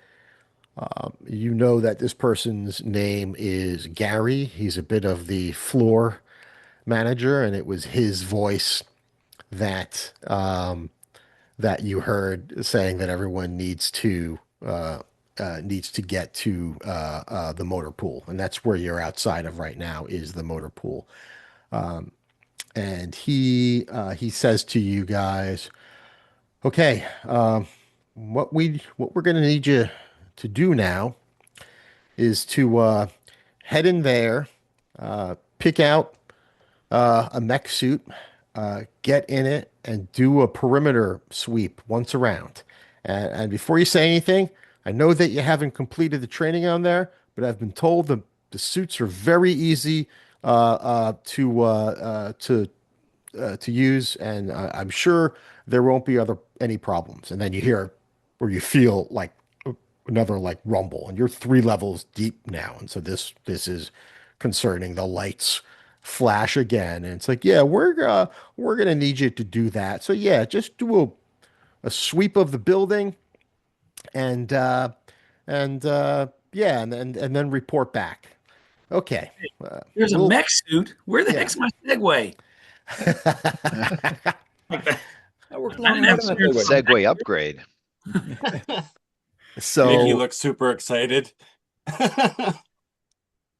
So you will so Gary kind of gestures you into the motor pool. And you can see it's a large, essentially this is the garage on the headquarters that Billy had created. So um, and the way the garage is written up, it has, it says cars, motorcycles, whatever. But in this case, it includes some mech suits. You know that there is or Henshaw would at least know that there is a secure entrance on another corner of the building. That There's like a parking garage there, and there's part of the parking garage that is a little bit more than a parking garage, and this is likely where you will come up. So here's what we're going to do. I have something up on the screen I'm going to be sharing with you. Your characters will have 10 seconds to read what's on the screen, Oh, and there's a lot, my weakness. and pick something by number. I'm gonna tell you what it is. There are 8 battle suits that you can choose from. They are named. We'll say there's a little like They're on a little platform, and you'll be able to see the name. It might even be written on the side, and on the screen you will see a description of it. The name and the description will give you hints as to what powers you will get. Uh, let's roll initiative, Oh, and you will choose suits according to now. In a way, rolling lower might be a benefit because you at least get to read, but the first picks will go to those who have the highest. Okay, Dr. Elias Cade got 15. Ooh, I got an 15, 11. Henshaw got an 11. 15 as well for Moreau. ooh. I got a 7. give your test tubes a tug there, boys. Let's get some mechs. I got an Uh, 11. who am I missing? What did Moreau and Cade both got a 15? Henshaw got an 11. Mickey got a 7. Uh, Evan's sitting on 11 too. oh, Bevan's got an 11 too. Oh, okay. All right. Who's got the higher agility It's got between 0. Henshaw and Bevan? That's a big old 0. 0? My initiative's -1 if that makes a difference too. Oh, actually, that's what I meant. Sorry. Yeah. So -1 for Bevan, and who had Henshaw? What's your initiative? Oh, 1. I got a vigilance of 1. Okay. All right. So then Henshaw goes first, and then Well, I Bevan goes also have after a him. +1 in vigilance if that matters. As do I, the other 15. Okay. So why don't you guys just do a roll off, re-roll, Okay. Do the Marvel or die. actually, who got the higher on the Marvel die? I got a 5. Mine was a 4. Okay. So we'll have Cade go first, Moreau go second. So, as a side note, keeping in mind, if they're all wearing their beekeeper helmets, I see them in their normal attire. I don't know who any of these people are. Once they get down below these certain levels and he puts on their All right. uniforms, other than I know Sophie, and now apparently I've met her boss, unless she had a beekeeper hat on. Sophie did not. Oh no, Brittany did not have a beekeeper hat on. Okay, All so right. those are the only 2 people that I recognize. Don't All worry, right. we're all expendable down here. All right. Are you Speak for ready? yourself. I have 3 doctorates. Um, Are you ready? Yeah. All right. Set. Oh, wait, I sorry. think so. No, I did not. 3, Action. 2, 1, go. Cade, pick one. Xeno, well, number 1. 7. Okay. Moreau, 10 seconds. We'll go 3, medic. Henshaw, 10 seconds. Security. It's got to be. Bevan, 10 seconds. 8. 8 shock. 8 shock. Yeah, sorry. Okay. Mickey. 5. All right. That was so Rescue. much quicker than I thought it would be. All right. So looking for something Now, 4 themed. I saw shock. Yeah. Close enough. Yeah, lightning. here's what I'm gonna do next. Let's bring up what each one of these does. Now, I told you guys to read up on the borrowing battle suits or iconic items rules. So these are battle suits, but these are going to have some uh, More like guidelines. special things going on. So first, let's bring up the Xeno suit.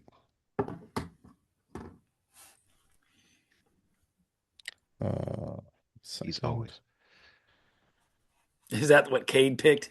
This is what Cade looked. Yeah, this is what his hobby's been. This is what his passion's been for his Yeah. whole life. If he's probably been studying this suit, just waiting for the day where Yeah. he can don it. Yeah. And This by the is, way, I did create these long before your characters were created, so I did not know which way that was Didn't you going to know go. I'm in your head, Fuzzy? I'm in your head. We have In fact, look established around. this. I'm in your house. No. All right. So this is the Xeno suit. Now, there's a couple of interesting things here. One, you get 4 powers. All of the suits have the first two powers. All of the suits have environmental protection and sturdy one. And I've invented this thing called torso slots. Uh, as I think Bevan discovered during the session zero, um, there are sort of mount points on all of these mechs. So all the mechs have the same frame, and during some downtime, you can take off any of these powers so long as they're within the same space, the same like an arm slot or a leg slot, and trade them with anyone you want. Or if you Nice. happen to find any other mechs and can salvage parts off of them, that might be an option too. So the torso slots just allow you to trade. Uh, yeah, the Xeno suit is interesting. Detect supers aliens. If you think of the motion detectors from Alien and Aliens, that's pretty much what they are. It will work as the detect supers, and it's designed to work on aliens.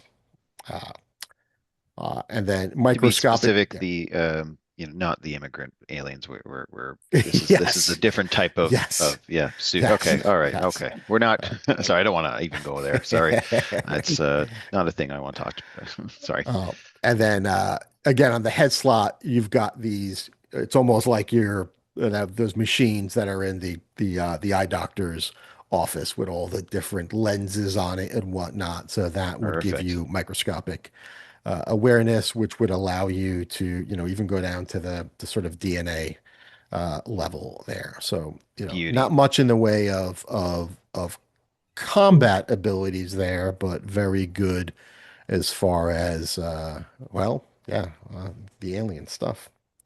Sorry, do we say how large these mech suits were? Are these something that we kind of crawl into a chassis that's in the center of the chest, or is this more something Yeah, that we crash around by the it's body, so like an more exosuit? it's closer to Iron Man Oh, okay. ish. So it doesn't increase your size to big or anything like that. Okay. Yeah. Gotcha. A little clunkier than Iron Man's tech for sure. All right, so next let's look at medic. Open. Okay.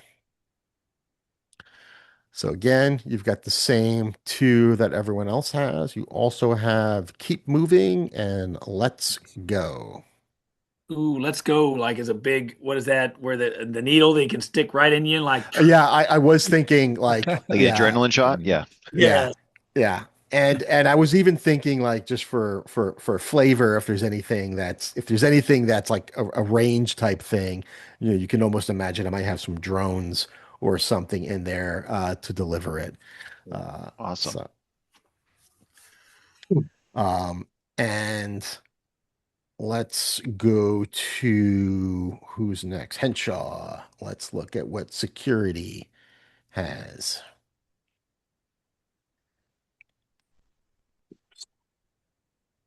Here's the security suit. So again, this one's got two shields. One of the shield is for shield deflection. That's the bigger shield.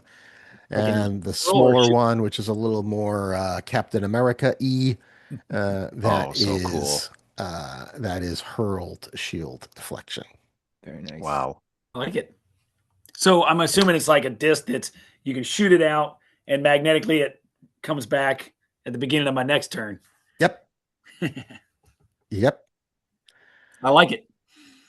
Really cool. And let's go to uh, Do you want to trade? Bevan. He's got shock. I'm going to try and keep you alive.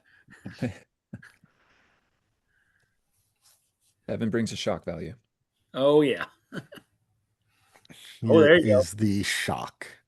Nice. And we'll say this one, the powers there for the grab um, is specifically for, and this is more maybe flavor, but for capturing specimens Nice. of some kind.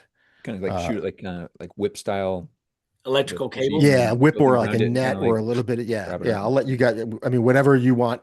I'm not torn to the flavor of how that works. But yeah, if you want it to be a whip or a net, anything like that.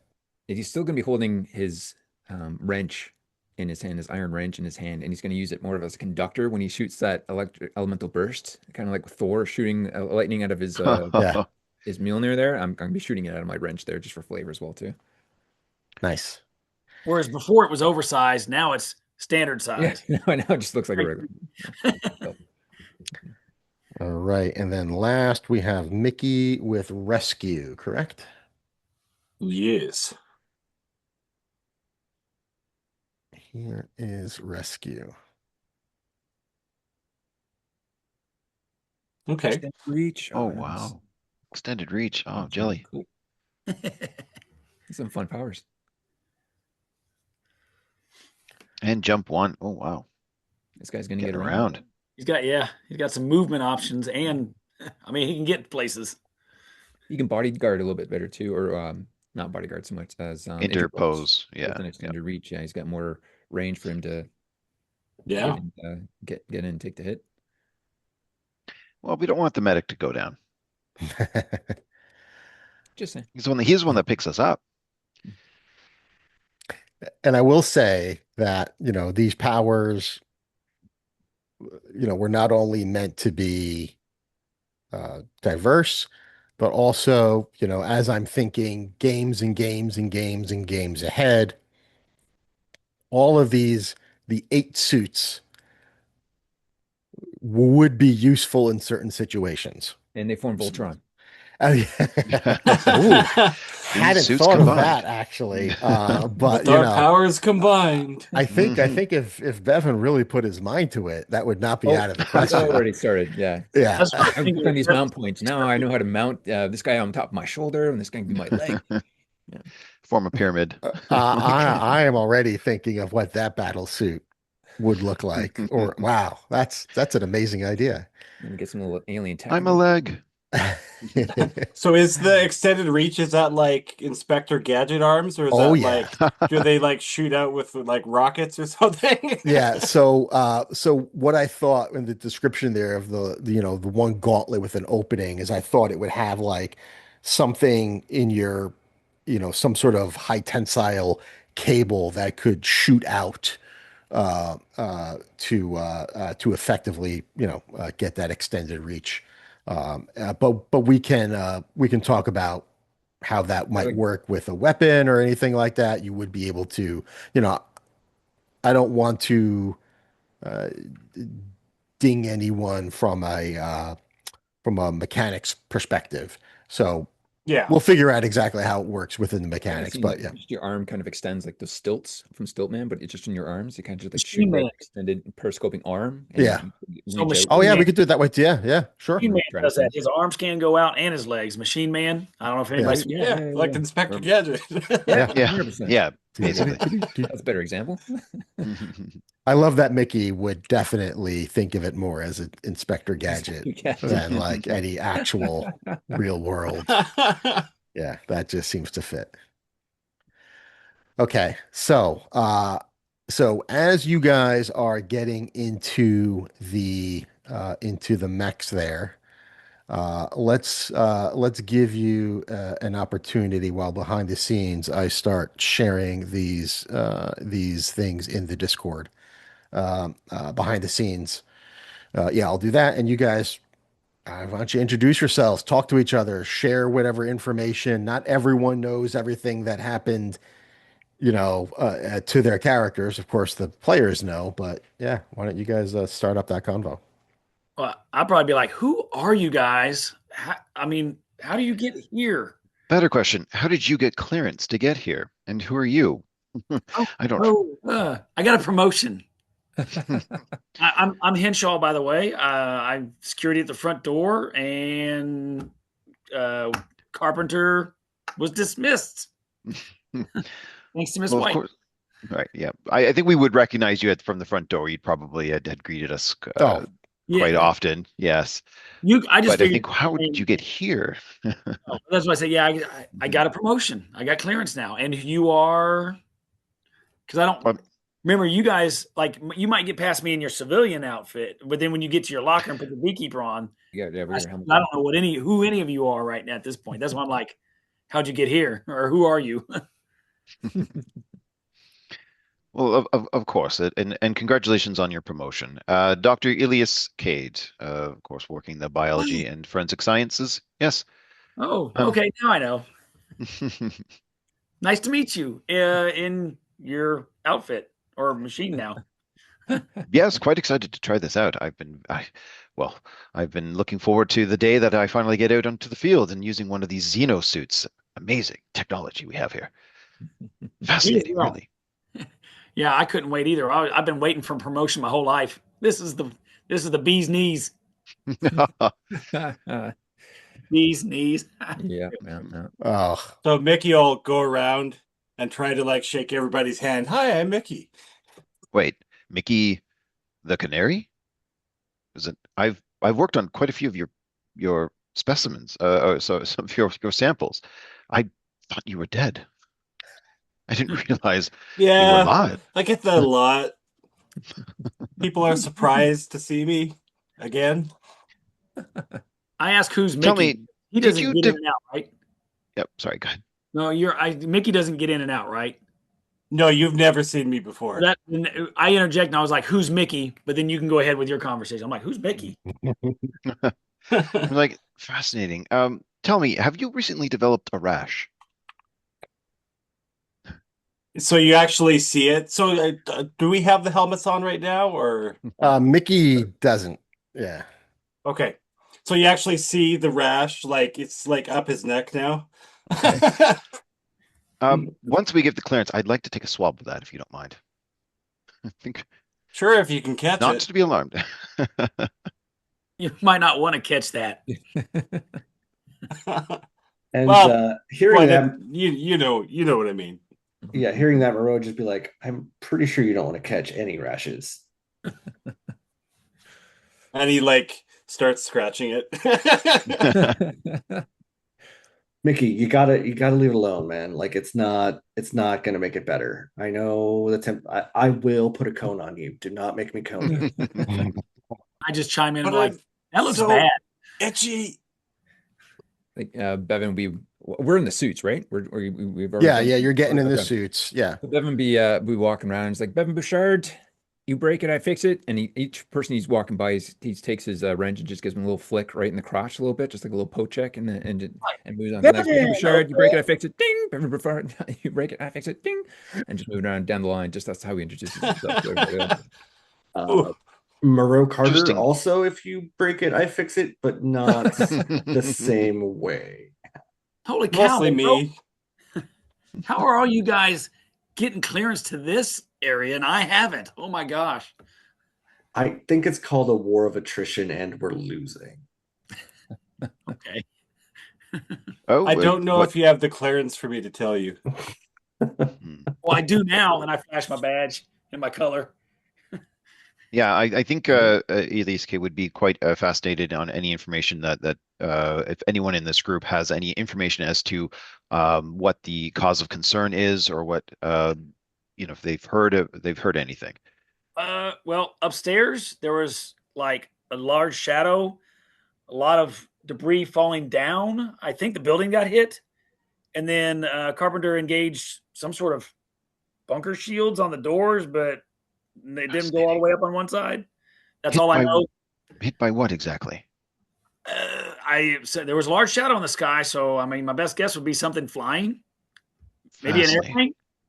Or an unidentified flying object. Hmm. Maybe them They're Chitauri come they're back for they're called round two. UAPs now, just so you know. I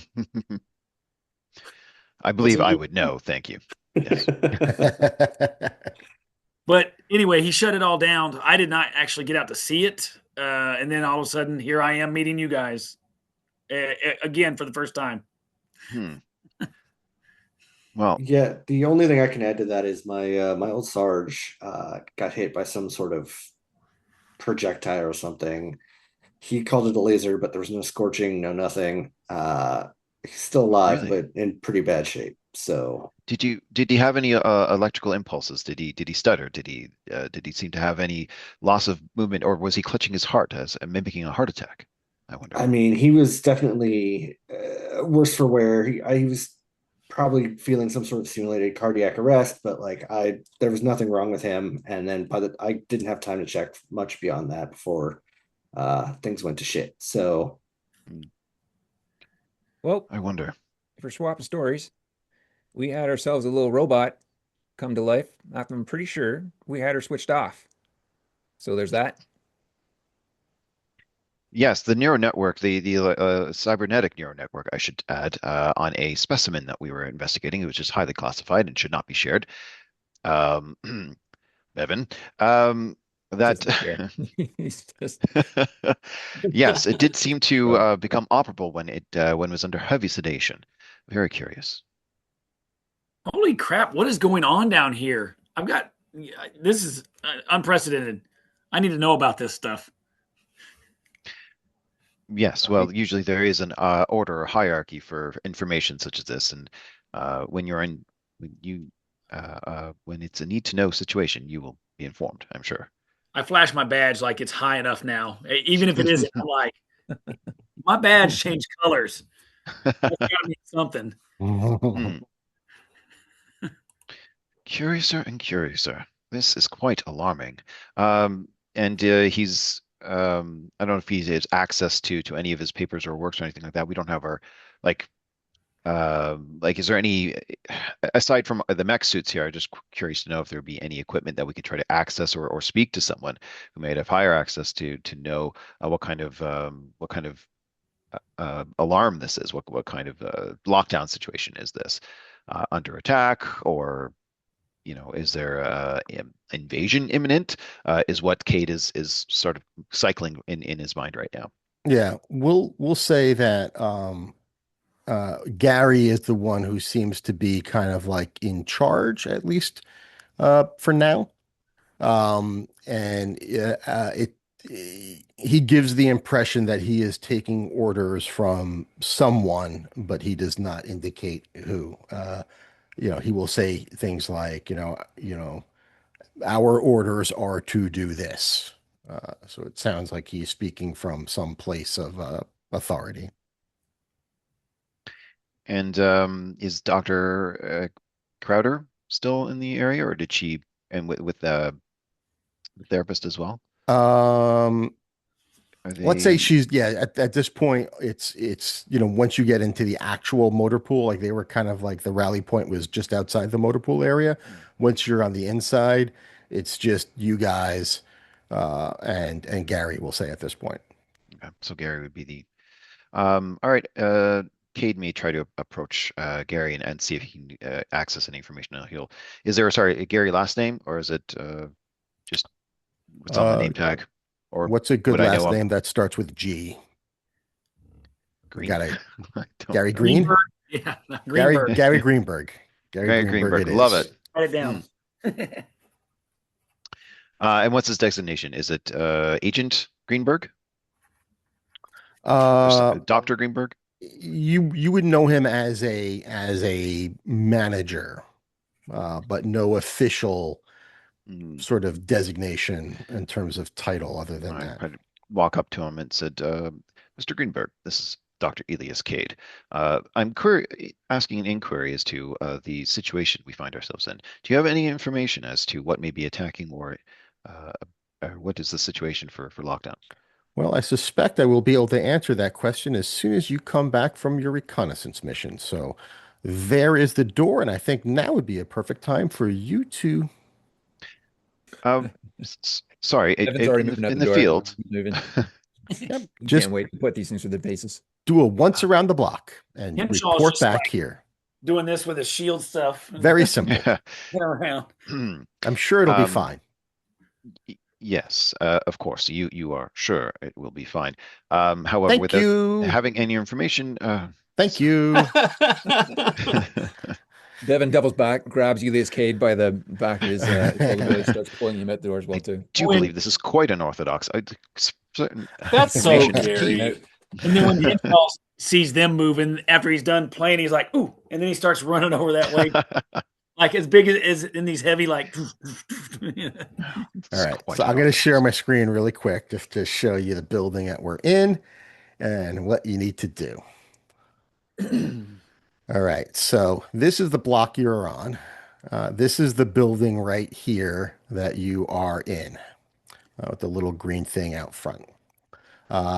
This area over here where it's open is where the motor pool will, an elevator will rise up and allow you to go out. There's an actual car park there. There's sort of like one part of the car park that typically what they would do is they would back like an 18 wheeler into there to get like mechs in and out to get them into the field.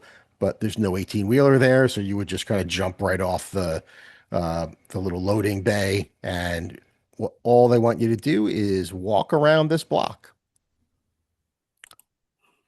Either direction. You know? You can go west, Clockwise. then north, or Do east. I have an idea of like so that from when I was up there visually, do I have an idea of which direction I might have? Could it get us heading in from when I was up front, up top? Yeah, so you were looking at these windows over here. There's like windows right in front of this little green square. You guys can see my cursor, right? Yeah. Yep. Okay. Yeah. Yeah, so you were looking kind of eastward. Um, So, it looked like it was heading. What would that be then? Is that I can't tell on this map. Is that south? it looked it's hard to I would say you wouldn't have gotten uh, a visual on which direction it was heading. All you saw is that whatever it was, if it was, let's put it this way, if it was something that was moving, then it was big enough that its shadow was there for a while. Okay. Um, All right. Sounds good. Can That would we be like, can we sorry. see a trail of destruction somewhere? I'm sorry. Go ahead, Bevan. yeah, yeah. At this point, you don't see any like until you actually get outside. Like I'm sorry. I we'll thought we say were, you're in the elevator right now, kind of going up. Okay. So as we're going up, Becky's going to ask, "Do you think we have time to stop at the Starbucks?" There's I one just on noticed every there's a corner. Starbucks right across the street. Yeah, they're all over the They're probably place. still serving to him. Listen, Big Bird, if we get it through whatever this is, Starbucks is on me. That would Yes. just be like, all right, boys, give your test tubes a tug there. Let's go take a lap. Keep your eyes open, try to contribute, and find a way to be useful.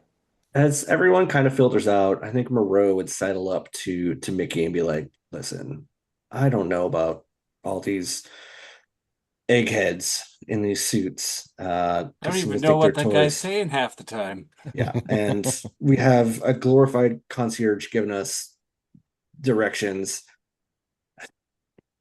Do what you can to keep everybody alive, and let's just try to get through whatever the hell this is. Um, if once You the got it. doors open and things start we get the environmental stimulus as to what's going on, Kay would probably get maybe a little bit of like he hasn't been in the field, so he'd probably look around and ask if anyone had any actual field experience. Before we engage into whatever is out in the environment in the unknown, has anyone been through this type of exercise before? Oh yeah, I've been out in the field. Yeah, I'm not supposed to talk about it though. I've patched up a few beekeepers, and before that, I was an EMT, and then I was in the war. So, and then I also will just kind of show that I happened to steal one of the aim pistols from my sarge, and like I'll try and do my best. By in the Right. I've got experience at Shake Shack. Right. I'll just position myself then behind you, I suppose. Please lead the way.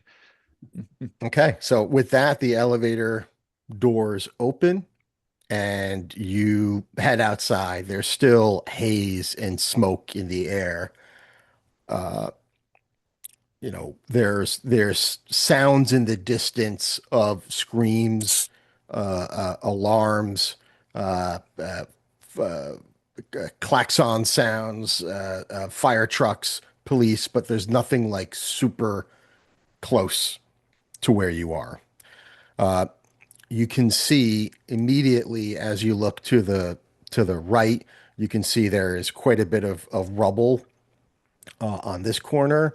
And you look to your left, or actually, sorry, that's as you would be entering, you would look to your left to the east, and you would see the rubble that Henshaw saw come down. But you can see more sort of like in the area to the west. Then when you look up, you can see this building over here by Times Square is canonically where Avengers Tower is. So it's what the H&M building is right in Times Square is the Avengers Tower. There is part of a giant spaceship stuck in part of the tower, and then there's another chunk that looks like it has fallen onto the ground. Is that normally Below. there? I Wow. It's been a while since I've been outside. I say, okay, guys, looks like we have a DIA Class 13 in progress. Holy Thor Almighty! What the HE single hockey stick is this? Oh, Right. DIA. That's disaster in action. And then at this point, you'll hear on your comms Gary speaking. Yeah, make sure you face. Remember, you have cameras mounted on your shoulders. Please face your torsos at what you are looking at. And oh my God, um, Right. And Cade would see the spaceship as you mentioned, right? mhm. He would be like, I knew it. I've been training for this my whole life. Finally. And he would just be drawn towards that, heedless of whatever the rest of the group is doing. He'd probably just start walking towards that. Okay. I remember. Give me a logic check. Target number 12.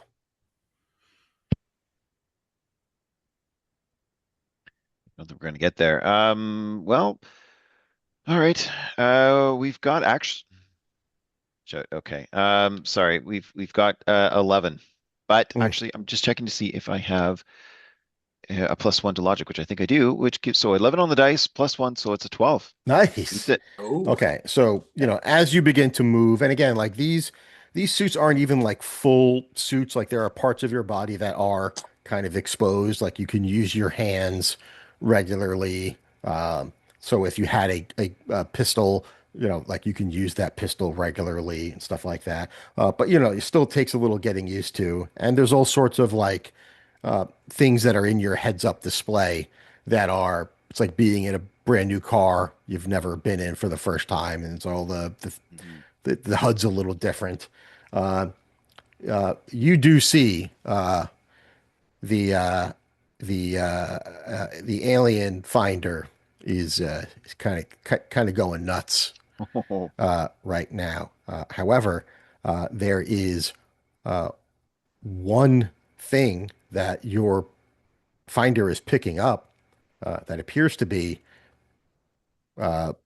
like half a block away from you. And then you see a Mhm. lot of things that are showing up like in the ship, area in the Avengers Tower. There's all sorts of stuff going on, but there's like one that appears to be relatively close to you, but you don't see anything. Hmm. It seems that my Xenosuit is picking up some alien signatures coming from the direction of Avengers Tower. Fascinating. Many possible specimens. This is incredible. Gentlemen, I believe our day, this is going to be a monumentalist day. Fantastic. What we've all been looking for, I'm sure. And he'll just start moving Okay. towards, see if he can get a further read on those And things. what and we'll say, yeah, so as you guys are coming out over here, we'll say most of them are sorry for all these pop-ups here. Most of them are in this area over here. You're getting all sorts of hits. But you see one that's halfway between in the street. So halfway between the crash site and you. Okay. So I will indicate that, Whoops. it appears we have, I don't know if what the term is, a potential bogey. And he'll sort of point out the location close to the group. Right. And as you all look in that area, you don't see anything. Ah, not by Tony's. We can't let Tony's go down. I know this is exciting, Doctor, but let, please fall back in line. We'll all check it out together, but keep yourself safe. Fall So back. Mickey starts going towards the thing, and he says, "Heads on a swivel, boys." I saw that in a movie once. Well, yeah, we're not All right. seeing what you're seeing there. You might want to take a step back here, and I'll maybe have to take a look at that doohickey of yours. And I might No, just like no, inspecting. it's quite it's if I had a distance reader on it to sort of give obviously the metric system, how many meters away it would be from the group? Let's say that looks like 100 meters. Okay, so in So about American, 330 feet ish. Yep. yeah. So what's that like? 60 alligators for you guys? What is It's actually for me, it's 4,000 cannolis. it? All right, so Dr. K would sort of give it a measurement towards the target, and then caution. Please approach cautiously, and whatever we engage, please um, make sure you try to keep it intact. Try to preserve it. Well, let's head that way. I've got these neat shields. All right. So, You're up front. what time of day is it? This started at lunchtime, so it's Oh, yeah, yeah, right. mid-afternoon. Like this hasn't been like Okay, that long, so it's like early to mid-afternoon. okay. Still bright sky. Okay, Cranking the heat so up on this thing, making uh, sure that it's you chilly. guys. Oh, I'm sorry. Go ahead. I was just saying, I'm trying to turn up the heat on my suit here. If it's a chilly Yeah. February morning there, and not all that snow, I'm like, this thing's got a heater on it, right? I'm pretty sure it's got a heater. All right, so you guys move a little closer, Yeah, I and guess Yep. we need an order. Henshaw will be kind of take the lead and take Elias, is it? It is pronounced Elias. Thank you, I just remember Cade. Dr. Cade. Yes. Yes. I'll walk forward. You kind of point me over the shoulder and we'll go that way. So anyway, I guess if you need an order, maybe it's me and then Cade and then whoever else wants to follow. I don't know. Mickey Well, might. I'm already walking towards the, the Yeah, thing. the canary is well out in front. As I say, follow me, and then I look around and Mickey's already up there and that way. So he is the canary. And with that, let's roll initiative. All right. I think he just does it like automatically. It's distinct to this point. Just always the first one through the door. Oh, always up front. okay, Henshaw got an 11. Oh, Moreau also got an 11 with a fantastic. Ooh, Nice. Yeah. I copy that. 11 with a fantastic. Wow, we are it just would have matching been 11, initiatives. but for the -1. Well, actually, sorry, I forgot. I have a +1 in vigilance, so that's actually 12 with a All right, marvel. so Cade's Fantastic. got a 12. Oh, with a Marvel too. Yep. Yeah, Bevan's in the basement with a 10. And then what did Moreau get? 11 with a fantastic. So same as Henshaw. Wow. Yeah, And then let's see. And then what did Mickey get? 10. And then Bevan got a 10 as well. Yeah. Okay. yeah, we're all right in there. Other than the fantastic that gets the bonus round. All right. All right. Yeah, all between 12 and 10. Well, unfortunately, on 17, well, geez. I'll save my comments for my thoughts on the whole bonus round thing, but Yeah. In this case,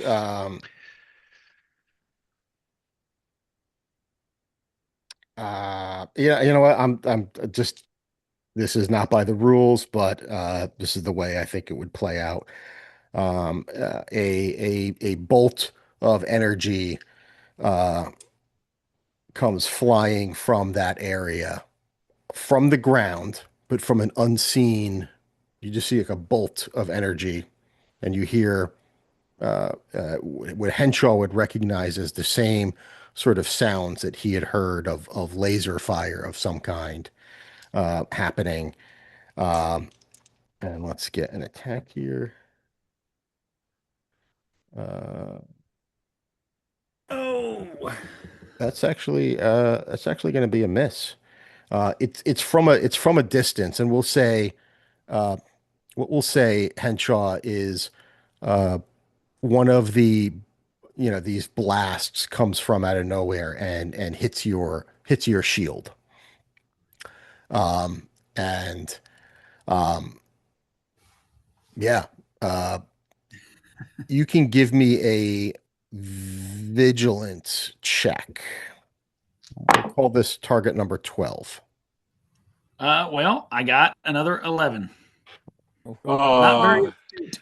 Could I help teammate with that Marvel on there or Um, anything like that to help with these sensors? yeah, actually, I'll let you. How about this? Anyone who got a Marvel can make a vigilance check as well. Okay, doke. Ooh, all right. So I got a 14, but I also rolled another Marvel. Ooh. Wow. Okay, this is perfect. Um, okay, we don't need this map for right now. Um,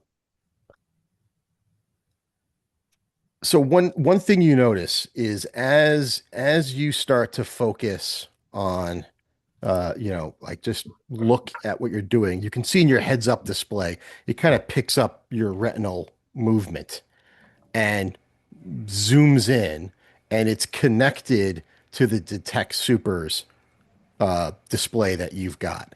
And you can see the outline of something humanoid through your heads up display.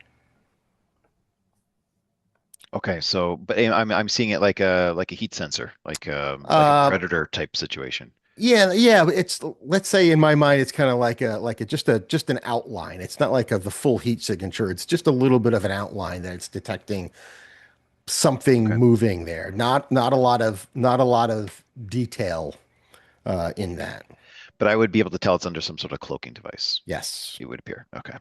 Um, so yeah, reading it out, probably I would say to the gentleman, it appears that we've got a an attacking enemy who's using some sort of cloaking device. And if to the best of my ability, sort of pinpoint where that thing is standing, giving directions in terms of space, like if it's in the street, if it's by the sidewalk or the lamppost or wherever it might be, and just sort of give everyone or send them the information if that's possible. If we can share between the aim suits, Love if they're that. linked that way.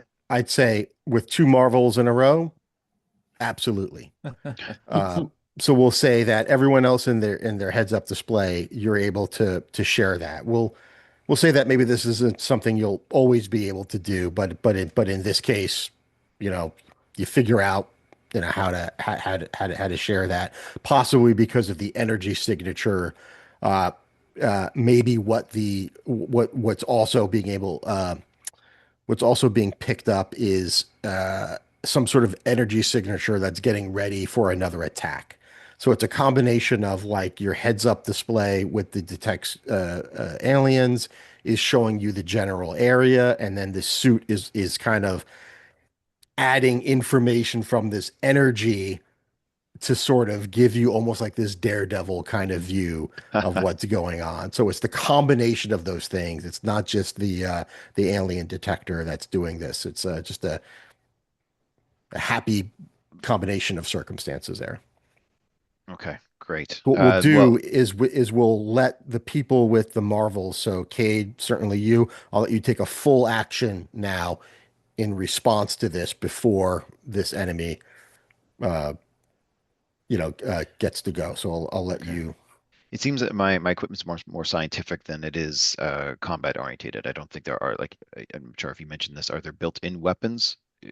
Nope. Inherently, no, there's no. Nope. So unless I brought it with me. Right. Um, Right. Again, the hands are free. mhm. You're probably thinking just now pick up this a was rock and meant throw something. for people to like hold a regular aim weapon at the same time they're in the suit. But yeah, you Okay. don't have a regular weapon on you. Other than pointing out to where that it's what we're going to call it, an alien, essentially, so Hmm. what the machine's picking up. So I'd like to try to mark where that is.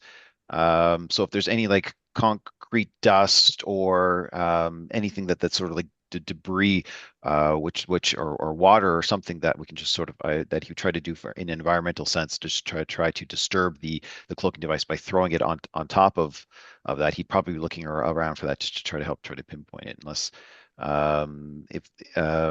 if that's not a possibility, then he would just and for the and sorry, and not to backtrack, but just to make sure if everyone does have its location based Hmm. on what you just mentioned, um, then at this point in time he'd probably just take the dodge action and just Yeah, make sure or what he's I being could suggest is to put a mechanical benefit to what you're doing because he is still cloaked, which means you'll get yeah. anyone attacking would get a trouble on the die. What you could do is pick someone and use the help action to give Oh, them that's to right. Yeah. counteract that by just kind of focusing on their machine and kind Okay. of targeting them a little bit more. Perfect. Let's roll that into the help action then. That Okay. specifically, yeah. Just again trying to maybe I look at Henshaw, who I'd see as more of a sort of the one that's sort of taking more of the or maybe even the canary too, if he's up close, but someone just to try to help them mark where that target is, Mhm. and then to try to assist them in subduing, and then I'd say like so that sort of give them the direction as to where it is, and then please do try to keep the specimen intact once you've subdued it, but and just give them the location there. So Yeah, and if we'll they'll and we'll accept that say as a help action. that you know just based on the distance that it would have to be somebody with a ranged weapon to Oh, okay, kind of get them at least in this round. okay. In which case I'll just say, Billy had his hand up. Well, sorry, can I mention something? And I don't know if you did this by design, and you may Hmm. have, and I don't want you realize that I can't use hurled shield deflection because I don't have focus. So that Yep. might have to come into play later. So if you Yep. that's my otherwise I was going to say maybe it should be shield bash, which is Yeah. all good if you designed it that way. So Yep. okay. Yep. That's what I said. Like we'll pay attention to those Yeah. borrowed rules. However, you know, we we we can progress towards rank one and then having focus, uh, So okay. I can sooner use rather shield So than later. deflection. I cannot use hurled shield deflection currently. Right. So I have a pistol though. You So do. Okay, Yep. so if I saw Henshaw with the pistol, I would try to give him the help action, indicate where it is, and say, try not to explode anything until I finish swabbing it, and then let him know where that is. Okay. Okay, and then if I've got movement, I'd probably just try to pace myself backwards, so away from whatever fired that bolt. Okay. All right. So that was Cade, and we have Henshaw can go next. well, and as he was Uh, saying that, I'm pulling out my pistol. I was like, so you want me to Mhm. shoot it? Where? Yeah, and again, in your heads-up display, you can kind of see this vague outline. Okay. So normally you would have trouble on attacking something that you're aware of but is invisible. But in this case, with the heads-up display, it's a straight roll. You'll have to Okay. advance forward to get a little closer to get a good shot. Okay. Because I thought the detection thing was in his heads up, so we can actually see it Yeah, too. yeah. So that with his Well, two back-to-back marvels, he was able to extend Okay. that so Okay. everyone can at least see where it is. Again, he's still invisible, but at least you're aware of his presence Okay. at this point. I apologize if I didn't catch that in Oh, the that's first okay. time. No, yeah, it's a weird thing, and this isn't really a yeah. mechanic that is spelled out in the rules. So Okay. So again, I'm gonna be like, okay, so Billy, you yeah. said you had zero focus. Is that because of your vigilance? No, it's because we're rank 0. Rank 0, you have no focus. yeah, Yeah, but the sorry, minimum. you can't spend any Well, focus yeah. because you can only spend Yeah. five Well, focus that's per what it is. I rank. can't spend focus. Yes. Right. Oh, sorry. That's right. Yeah. Okay, Yeah. okay. Yeah. So yeah, I need in order to use the hurled shield deflection, I need at least 5 focus to spend. I don't have it. But anyway, so I'll fire my pistol. Okay. Doesn't require any. Ooh, I got a 2-1-1. Ooh. Oh, So that is That's- I need to hit the range. So uh, that ain't even gonna hit even with help. so by 2-1-1 you mean like a Not a one marvel. two one.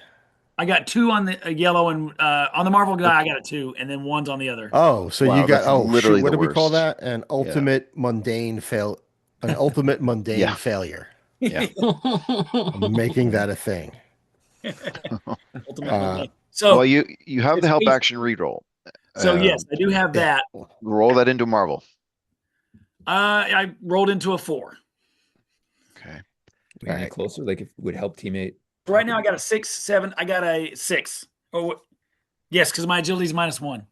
Oh shoot. It's probably going to Oh, take a couple of what you if you want to use those reactions. Hey, it's a bonus Hold on. round. It's a bonus round, so you can use. Don't have to worry Man, about wasting them.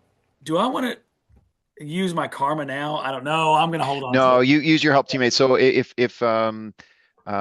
if Cade still has a reaction he can use in this Yeah. round, he'll definitely try to uh in the encouragement of giving him the aim action as well, just sort of shoot out some sort of location, as in if he's standing by a vehicle or a lamppost or by the Starbucks, and give him precise pinpoint as sort of distance location as to where that might be, Yeah.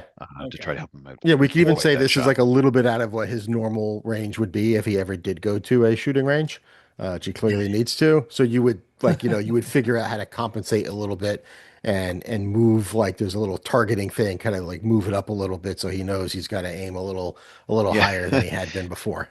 Question for So, intro. Would this be your first time firing a pistol? possibly. Yeah. And I don't. Too bad I don't have quick learner. No, if I failed and then go. Anyway, I'll re-roll my other one here. My Okay. one here.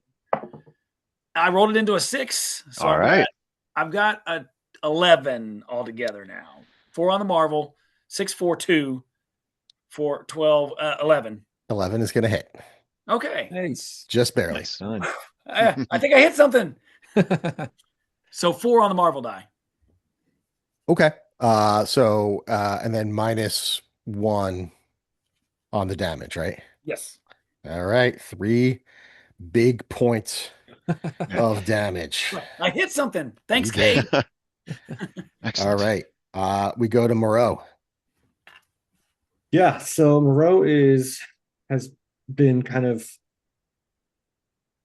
watching as this unfolds, and is going to knows that he's got a pistol as well, and is going to kind of go up right next to Henshaw and do much the same. Question, Fuzzy. Uh-huh. We had mentioned that it was a pretty cold New York day. Does Uh-huh. that mean that it was snowing? Oh yeah, we'll say there's definitely snow on the ground. Yeah. Okay, so as Moreau is taking the shot, he's going to just holler back to everyone like, get the thing out in the snow. We can track it by its footprints, and then take the shot.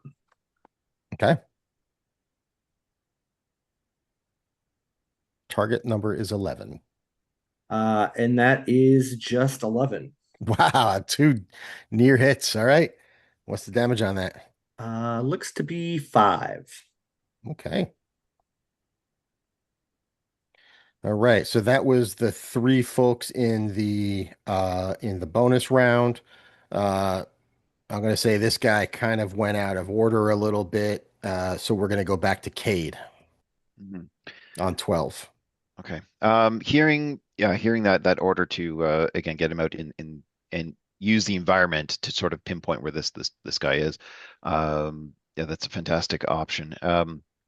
So he's definitely acting hostile. And maybe he and then at the same time he's just like, maybe we do need to introduce ourselves as well. So could I attempt a, what's it called? Goading? Or do I have to hit him first in order If as it's a a taunt, reaction you to have to use hit him. that? Yeah, you Or can do taunt, Taunt. sorry. Oh, taunt. Is Yeah. what it's called. Yeah. Okay, so we can't do that. All right. Okay. Shoot. Okay. Maybe I'll try to give the uh sorry for the repeat here, but I'll try to give the help action since I'm not armed. I'll try to give the help action to Moreau. Mhm.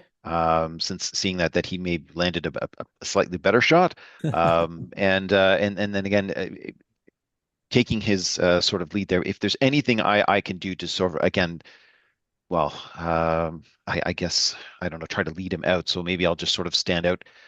Well, not standing out in the open. That seems a bit silly, but yeah. Sorry. I guess all I can do is just sort of move out of the way and just give him the help action at this point in time. But again, with the sensors up, hopefully targeting this guy. Maybe Okay. that'll help. All Sorry. right. So That's all I can help do. action goes to Moreau, and it is Henshaw's turn on 11. I'll fire again. All right. And if I succeed, we'll see what happens here. Oh man, 6, 7, so 6 altogether. Oh, jeez. So, Wow. No. No. uh, Do we want to try help teammates to try and hit 11? I mean, if you a 1 into a 6 it, and you can do it, right? it was almost the exact same roll. Well, no, this time I got a 4 on the Wow. marble. This time, before initially, I didn't the first time. Right.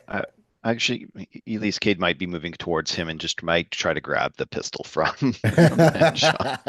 Yeah, because Moreau at this point is like shouting, "Save your bullets for when they're closer." Like, just, I was like, but I hit him the first time with some help.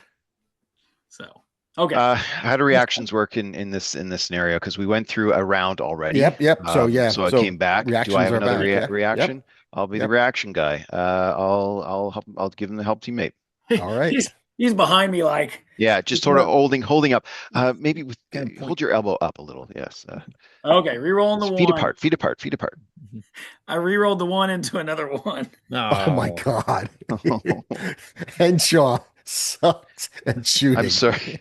It's awesome. Maybe this is I the mean, karma situation. But listen, though, it makes perfect sense. Yeah, It makes perfect It sense. actually really does for his I don't- character. Yeah, his first time out in the field, finally gets some action. It's just you just see like plumes of snow from like 50 feet behind him, you know, puffing up. All right, Moreau. Did I hit him? Moreau, you've got a help That's action on this, a help action on this. So yeah. So watching these shots go wide from Henshaw, I think I'm like, well, I guess it's gonna have to. I guess I'm gonna have to be the sharpshooter here, and I'm just gonna fire again. all right. Are we advancing forward when we're doing this, or are we keeping our distance? Like, sorry, how close were we to this guy when you first? Some of you, I know, Henshaw had been moving forward to get closer. I think Moreau did as well, just to get within. You know, All right. I'm not keeping tight track, but to get within Yeah. pistol range, you know, I got to get a little closer. Yeah. Cade would have been stepping up with them. Yeah. All right. So I got a 9 with the Marvel. Ooh. So, and I have the help action. So I think I'm just gonna roll again for that one. And it's a 3. That should get you to 11. Yeah. So the damage Nice. is what? 3 times 2 is 6 plus. Ooh, no, I'm doing that wrong. 6 times 2 plus the I think it would just be 1. 6 times 1. Yes. Okay. Well, it's doubled. So whatever the Yeah, score is, 6 so if times it's 1 6, plus. Plus the 1 from the pistol damage. Okay. so So 7 double, so 14. 14 Yeah. damage. Nice. beauty. Wow. Big hit. How is it that the nurse, or excuse me, the nurse on this sheet is shooting better than the security guard? No, I'm just kidding. Awesome. I've been in combat, my friend. It's a- it's his combat experience I'm coming like- back just naturally. I'm like, how are you? Muscle memory. Don't worry about it, Henshaw. I'll get you to the range when we're back. All right. So with that, what we're gonna say is his cloaking kind of begins to short circuit a little bit at this point and falls. And you can see in front of you now a reptilian bipedal creature, human-ish size. Fascinating. Cold-blooded animals surviving in these temperatures. Fascinating. Uh, Four fingers on each hand, two toes on each foot, green scales, not not dressed for these temperatures for sure. In fact, this particular one is wearing very little in the way of clothing, bare chested, no boots, shoes, footwear of any kind. Little more than almost like a loincloth and some bracers, almost looking very primordial in the or ancient in the way they're dressed. Nothing modern about them. No insignias or anything like that on their person. And to give you a sense of kind of what they look like, it's a little Come on, be Gorn. Yeah, something like that. what And was smoking him? let's Could be a give natural defense. Dr. Cade a logic 12 Hmm. check. There we go. We got a +1 to it, so not bad. So 12, 13, 14, 15 is my Oh, total number, and a 6 on the Marvel, if that helps. yeah. So you recall, your specialty was the brood, right? Yes. So Cade's backstory is essentially that he had some documents, maybe even classified, or maybe he got them through some illicit way where he was able to study or research some brood DNA, some specimens. He is aware that there are other aliens that may have come to Earth, or at least suspects some. Now, I'm not sure if in our universe there was the Avengers where the Chitauri came to Earth with in the first Avengers movie. I'm not sure if that exists in our realm right now. Question Um, mark. let's keep it comic booky unless yeah, let's keep it comic booky. Okay. Unless we consciously say so. Yeah, so let's say by default, uh, the MCU Battle of New York did not happen. Oh, But okay. Okay. what I will say is that in your research on the Brood, you tried to get as much access as you could from sources of any interactions that other people have had, other humans have had. And you are aware of a one-time temporary alliance that the Brood had with a race known as the Badoon. Oh. And there was, and you remember the description of the four fingers and the two toes and the very warlike personalities that they had. So it was that description that rings a bell. We'll say you don't know much about them other than very uh, Okay. warlike. Perfect. Yeah, yeah. So in his research studies, he's learned that there may be some other species out there, and then yeah, so he's definitely getting some in seeing this reptilian in dressed in his regalia or his primal regalia. He would be definitely focusing back through his research, and I guess a spark or a note came to him. And would he know it by name? Would he? Sure. Do Yeah. you think? Yeah, yeah. Yeah. So Why the word Badoon just slips out of his mouth. And then focusing on those notes, you just sort of see all these things, just these flash before his eyes, all these notes that he's taken, sort of Matrix style. And then he'd mentioned uh, to the group that they're definitely dealing with an unknown alien species known, possibly referred to as the Badoon. Would he have any DNA information on it to know if they're like sort of cold-blooded, if they'd be slowed by this temperature? Yeah, Would he let's sort of say you can take a round to think on that, okay. and maybe we'll make another logic check. But for now, let's go to Bevan on 10. And Would he is visible now. Perfect. So I'll hear Elias Cade say Badood, and all Bevan's hearing is make him go boom. And he starts charging forward. Would I be able to ram him? Or in my verbiage, would I be able to um, body check him? Yeah. Oh, 100%. Sweet. Yes. Okay. Yeah. So full action, full movement, and full reaction. Putting everything into actually giving this guy a full like body check, just going right into this guy. Okay. Yeah. Give me a target number is 11. Melee is my jam. Oh, sweet. Well, kind of sweet. I got a 6 on the Marvel die, 4 on the other two, so that is an 11 exactly. Okay. That's a So hit. 4 plus 1, yeah, it's 11. And we'll say that you're essentially using your suit as the weapon here. And I've got my wrench in front of me Oh, we too. got Would it the be a yeah, ram? fine, Would, fine. Yeah, yeah. would it Yeah, be a ram yeah, that's fine. attack? That's what, Oh, yeah, yeah, got my yeah, frame. yeah, that's what I'm he said. framing it Yep. as a body check or a cross Yep. check or whatever. Yeah, it does the most damage there. Yep. Maybe I can So- cross check, a flying cross check right into his face or So something. double damage even without the you didn't get a Marvel, right? No, Yeah. no, Okay. but I got 6. But still double damage. Yeah. Yeah. And you'll take So some of that. You'll yeah. take the Regular six. damage. 7, so it'd be a 14. So 14 damage to him, and I take You 7. take 7. But I've already took 4. Did I take 4 earlier on? I don't. I think it was 4 or something to that Yeah, effect. he Either did. way, yeah. So if I Because take he- 7 on top of that, I think I'm going unconscious after this hit as well. Nope, because the suit Worth you it. have the tech. You have tech reliance.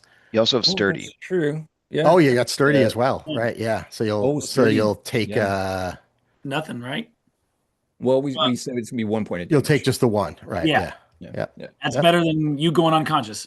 Oh, Yep. thank you for I reminding me. also have let's go if all else Yeah. failed. So Oh, he's just ready to stick you with that adrenaline meter. Nice. The beauty, another 14 damage goes through. Yeah. So That's great. awesome. Well, I'll tell you this. Without the ram, he would not have gone down. So with the ram and the double damage, that takes you just over the 30 health, and he goes down. Beauty. And Shaw's like, woohoo! We did it, guys. drop it like it's hot. And we're coming to the end of our time here. So let's cut to a more of a cinematic completion here. So with that Badoon going down, you can see him. First of all, you don't have to go all the way around with what just happened. You can just go right back and say, that was enough that we saw. There's no way to really get around anyway. Reconnaissance is done and head back. And if you wanted to, you could grab the Badoon. Do you want to? Body. Yep. Yes, Yeah. yes. Copy Right. jumped out of his chair almost there. He's Moreau's like less hanging interested by in the his- Badoon than the weapons. If there's any sort of weapons or armor, like that's got to come with Yeah, us for he sure. has a weapon. Marvel Nice. fans would know is called the basic weapon. Very awesomely named weapon from the Badoon there. He also does seem to have some kind of belt device. Actually, I should have done this. Let's rewind just a little bit. I did forget about this. Yeah, this is kind of important. Apologies. So you do the ram on him. He goes down. And then he looks up at you, and you get a little bit of a laugh coming from him. That almost sounds like the Predator Yeah. laugh when he was laughing in was Billy? Was that the character's name? Billy? I know the actor's name was Sonny. In the Predator, the Yeah, Native Billy was American guy. the Indian. Yeah. Billy was the Indian. Yeah, so you hear him go, ha, ha, ha, ha, ha, ha. And then boom, the belt on him blows up. Can You I said that. interpose? It's only Okay. I didn't roll, so you're a little too far away. He did a full. Yeah, full 2 a movements. full then, one. and then- I only rolled the 2 Okay. with the sturdy. You only take 2 points of damage, Okay, no problem. but you do take As he that starts 2 laughing, health. Bevan be chirping back. Whatever, and he blows up. I just wanted to do something this Yeah, combat. sorry. Yeah, that's Oh, sorry. Yeah. Yeah, you body checked 3 him people into with a next Marvel. After the Was explosion. tough. After the explosion, there's just Canary running up and then diving after the fact. Like, "Ah, I got you." Just lands on top of the Badoon. Um, Effort there, bud. Appreciate it. I said I needed to swab that before you exploded it. there are Whatever. parts of Badoon that you could pick All up over a me. limb or two. Yeah. Yeah. Um, Parts right here. Let me got parts get here. you back to the lab. Come on. yeah, and we'll say So, you can grab the weapon oh, as salvage as well. Actually, Mickey, if you want, you can. We'll say that the gun sort of lands near Mickey's feet, and you can go ahead and pick up that. okay. I don't know if I'll keep it, but I'll at least grab it for now. Yep. And then Definitely I'm interested in Mickey's looking examining for it. like a shopping bag or something on the ground to like start picking up pieces of the Badoon because he Thank you, said he Mickey. wanted specimens. Thank you. Appreciate that. Yeah, we'll say Mr. there's enough. What we say? There is a Tony's restaurant near there. Yeah. Mr. Starbucks. Sure, why not? Yeah, yeah. There's you can head in there Goes into Get a little. Tony's and like, can I get a carry out bag? and um, yeah. So let's end it there. It's midnight on the dot. All Uh, right. so let's say you have bits of a Badoon. You have the knowledge that a spaceship crashed into Avengers Tower. You have taken a Badoon weapon as salvage, and we'll share kind of what that does offline. And you guys turn around and hustle back to the that side entrance. Your security automatically opens up the elevator sort of doors. You're able to head in, and like 30 seconds have passed essentially after all of this, and you're coming back like completely frazzled. Like, what the fuck? A little And bit. Got some blood coming down my nose, whatever, like that, and just yeah, missing a tooth. yeah, for sure. That'd be fine, man. That one, yeah, it was already missing. I just took out Right, the yeah. prosthetic that fell out. Yeah, I'm Oh, looking that over went at way better than my last mission. He survived. Right, and looking that over at Will. everyone's coming back, and not just you alone. Yeah. Hey, let's Um, change pace. all right, so yeah, let's call it there. Thanks for listening, and if you guys have any comments, questions, anything like that, any of the NPCs are to your liking, and you'd like to help collaborate, please reach out and check out the Discord if you'd like to be a part of this insanity. And we'll see you next time. We're going to take a week off for the Super Bowl, and we'll be back in 2 weeks. Thanks, everybody. That's good. Take Thanks, care. Fuzzy. Thanks, everyone. Bye. Thanks, guys.